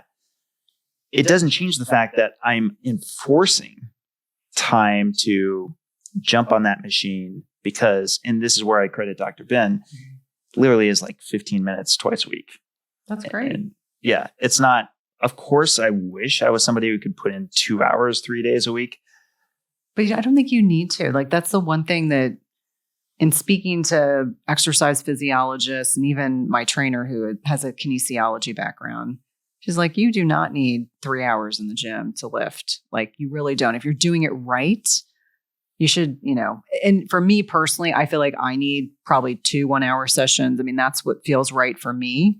But I don't think people have to spend hours and hours and hours in the gym. I think this concept of exercise leads to weight loss is not factual. And so I think for a lot of people say, you eat a Twinkie and you have to walk for, 5 days to burn it off. I'm like, no, that's not how things work. I think that, these articles that you see, maybe not in magazines anymore, because I don't know anyone who reads magazines, but, things clickbait that you see on social media. Oh, if you overdid it on Thanksgiving or Christmas, this is what you need to do to walk it off. No, that's not how it works. So helping people understand that, I think strength training is important. I think zone 2 training is important. I think flexibility work is important. Can you tie your shoes on one leg, with one leg up? I think that I'm always thinking about ways to ensure that I'm still flexible and my balance is good. Like, those are the things I think about that make a differentiator about falling later in life.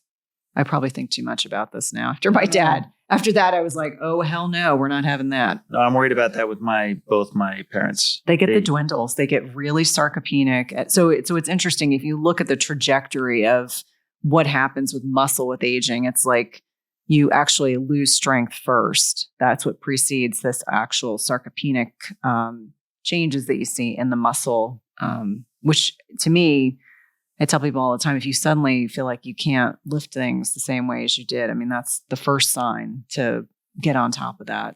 Well, and I've had this discussion with them too, because I've said, look, it's a generational thing. I think, Dave, like that generation just didn't, like they might have played tennis or played golf, but like they didn't lift heavy and go to the gym. Like that's just not part of their perspective. Because my mom will say things like, none of us went to the gym. Like we just were active. Yeah. They had more active, laborious lifestyles, right? Where there was just more reasons to be on their feet and so forth.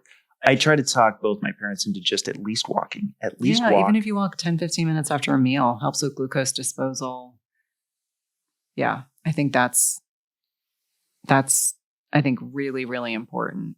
I try to tell them at the same time, just recognize that a lot of the falls that I hear about usually are judgment based. It's because you're used to thinking of how you used to be. Yeah. I'm 29. I can do this. No. Right. And a lot of times it's, no, just, still don't give it as a reason to not get exercise.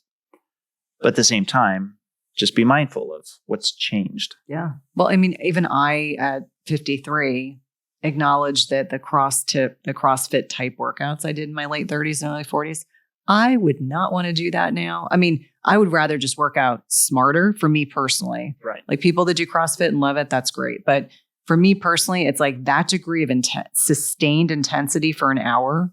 Oh, no, thank you.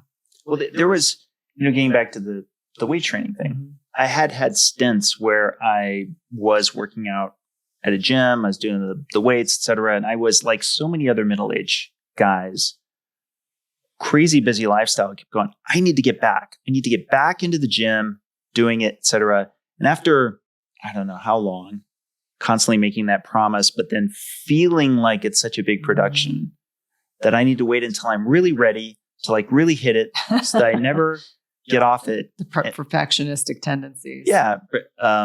So at that point, Dr. Ben's discussion, me thinking, oh, it's going to just be here. Mm-hmm. What can I commit to that I'll at least keep to?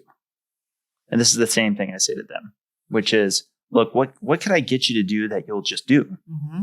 And for the same reason you said, not even what you're capable of, because it's not even just what you can do. It's what you will actually take the time to do. Yeah, it's huge. I mean, it's interesting. After my dad passed, I'm not someone who lacks motivation to exercise, but was I pushing myself as hard as I needed to? Probably not. And so after watching what happened with my dad, I just remember telling my husband, I was like, I don't care what it costs. I'm going to find a trainer who knows exactly what I'm looking for and is going to push me. And so we have a great rapport. She's fantastic. And like, she'll push me. Like sometimes she'll just say, oh, stop your fuss and just do it. And sometimes you just need that. I think that for each one of us, it's the acknowledgement. Like after watching my dad, I was like, okay, I have to get more serious about this. I don't lack motivation. It's like, I lack motivation to sometimes push myself as hard as I need to go. And so that's been kind of important.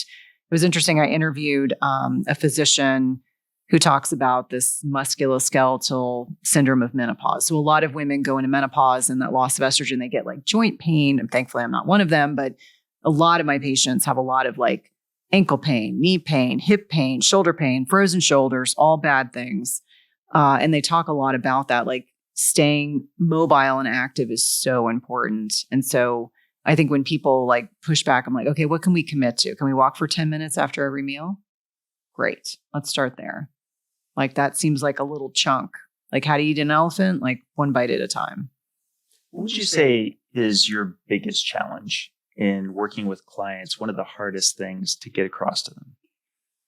I mean, I think when I first kind of transitioned from clinical medicine to my own practice, because now as a nurse practitioner, I'm fully autonomous, but those first couple of years, I was really just talking about nutrition.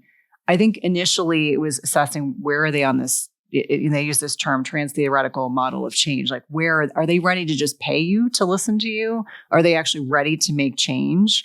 And so I've gotten very astute at figuring out like, where is someone ready to make change? Are they just ready to hear me talk? Because they can pay me to do that, but that's not nearly as fulfilling as people who are ready to and motivated to take action. So I would say that the bigger issue is figuring out where they are in terms of being capable of taking action. Because the one thing that I found is that traditional allopathic model is prescribing a lot of medication. Overall, they're not doing a lot of lifestyle management or lifestyle medicine.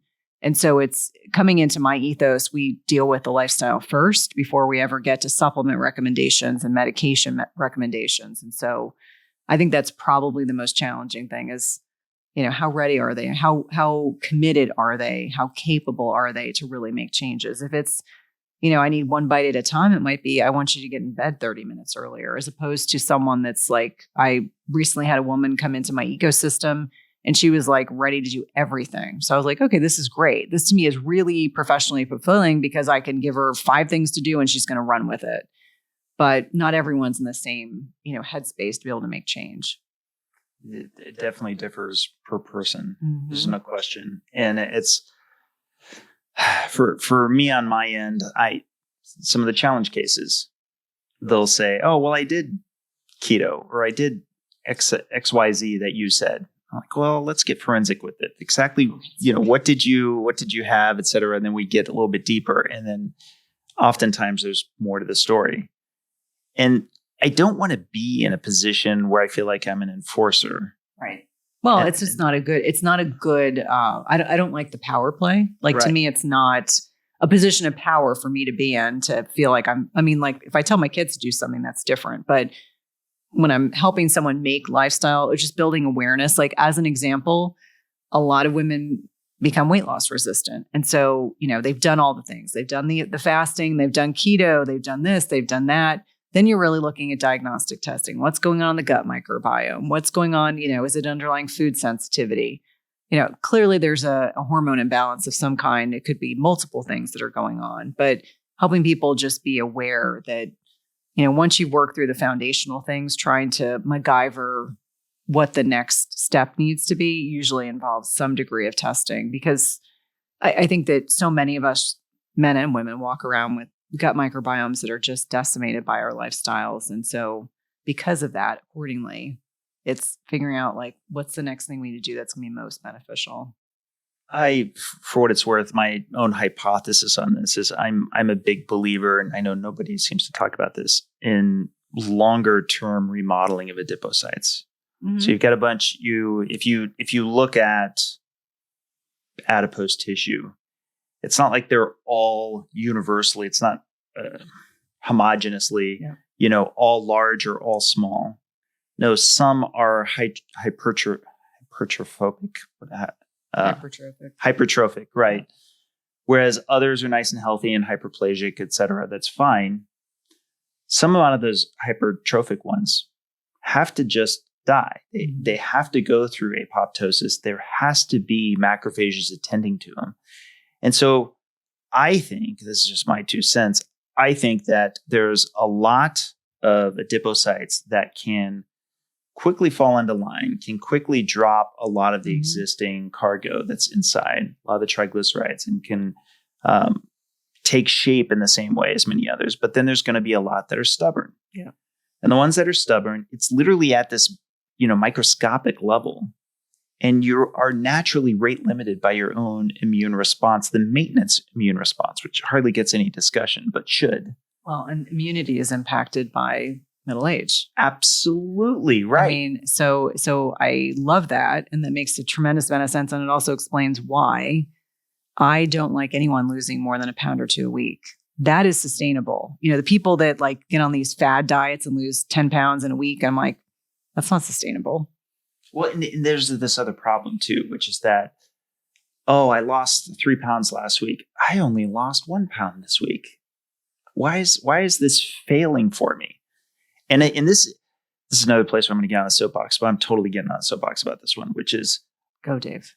I feel like we way too often highlight and celebrate the people who went from obese to now they're a new influencer and they're kicking butt, they're showing off how much they're, pulling weights, et cetera. I wish we highlighted more the people who had struggles. Their weight loss journey wasn't nice and linear. They instead had steps. They had setbacks, and then they came back again.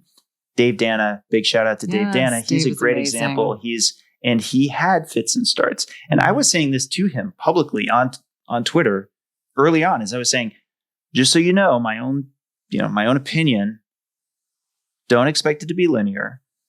Be ready, because there may be points where you fall off, but just don't ever let it become an excuse to stop the journey. Yeah. Right.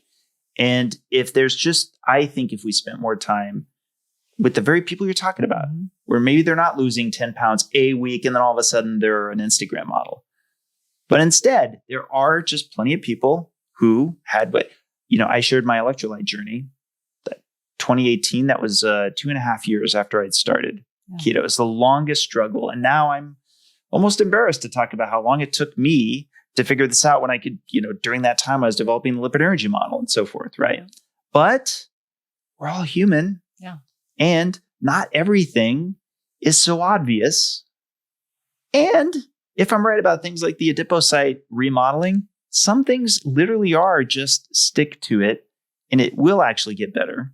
Well, I think I would say it's a marathon, not a race. And I think, unfortunately, the toxic diet culture has really convinced us that we should lose weight rapidly and effortlessly. Right. And I'm here to tell you the most sustainable weight loss that I have seen throughout my medical career have been the people that it's low and slow.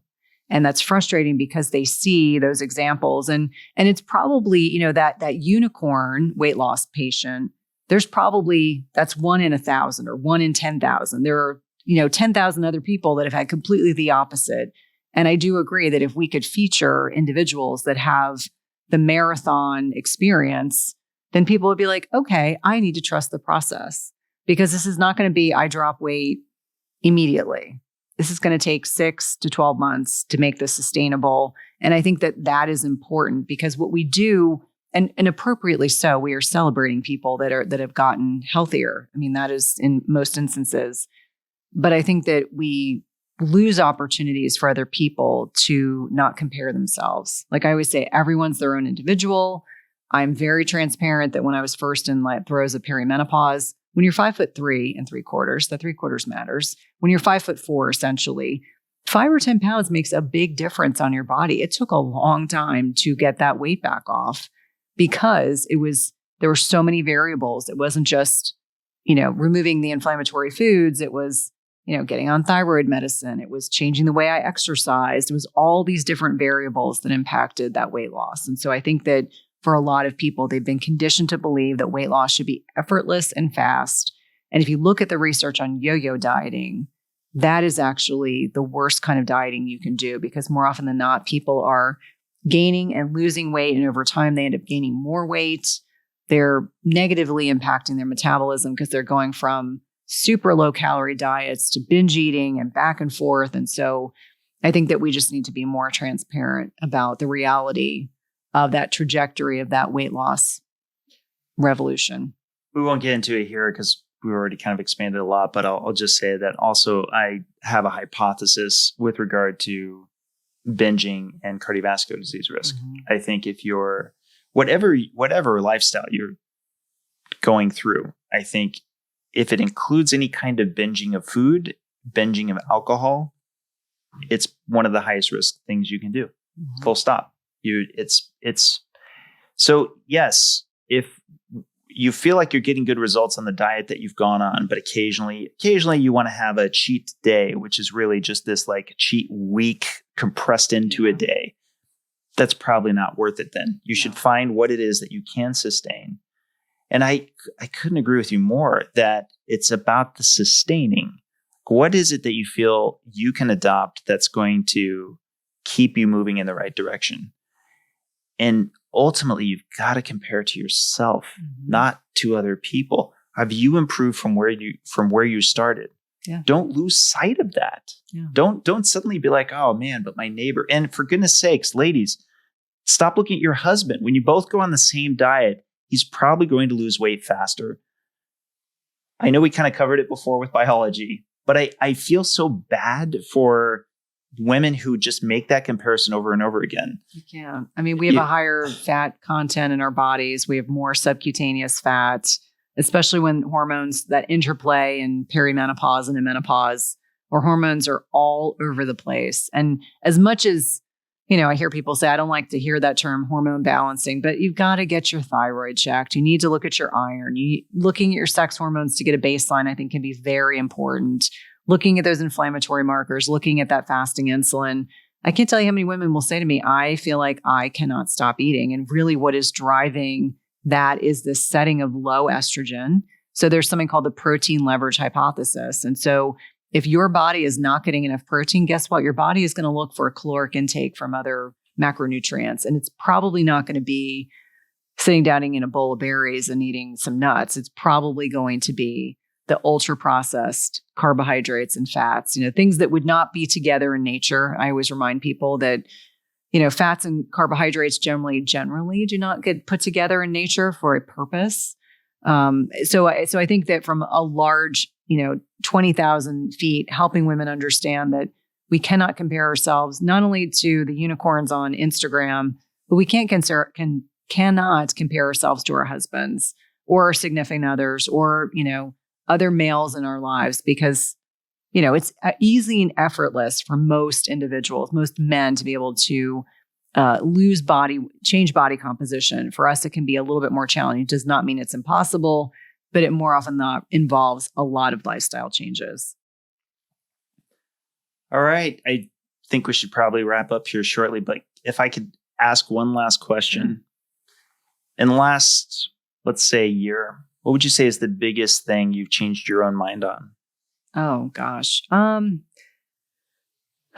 think that, I've been someone that's talked about the value of meditation, how important it is, or doing things that kind of get us into the parasympathetic. So autonomic nervous system, we have the rest and repose side that helps us digest our foods, detoxify, relax. Sympathetic side is the one that has us awake and alert and doing exercise and interacting with the world. I think that the last 6 months in particular has taught me how important it is to actively engage in a meditation practice, a breathwork practice, because I think that is probably what has saved me mentally over the last 7 months. And I don't say that to be trite. I think that meditation for type A's like myself, people that are very organized, very methodical in their lives, it's hard to quiet brain. And meditation teaches you to tune things out and to just be focused on one thing at a time. And for me, when I talk about how do you eat an elephant one bite at a time, that is what meditation reinforces for me. It's one thing at a time. Instead of all the things, it's what's the one thing to focus on? So I think that meditation has been really, really impactful and powerful. Well, thanks for coming out here and joining me. Thank you. This has been such a great conversation. This has been fun.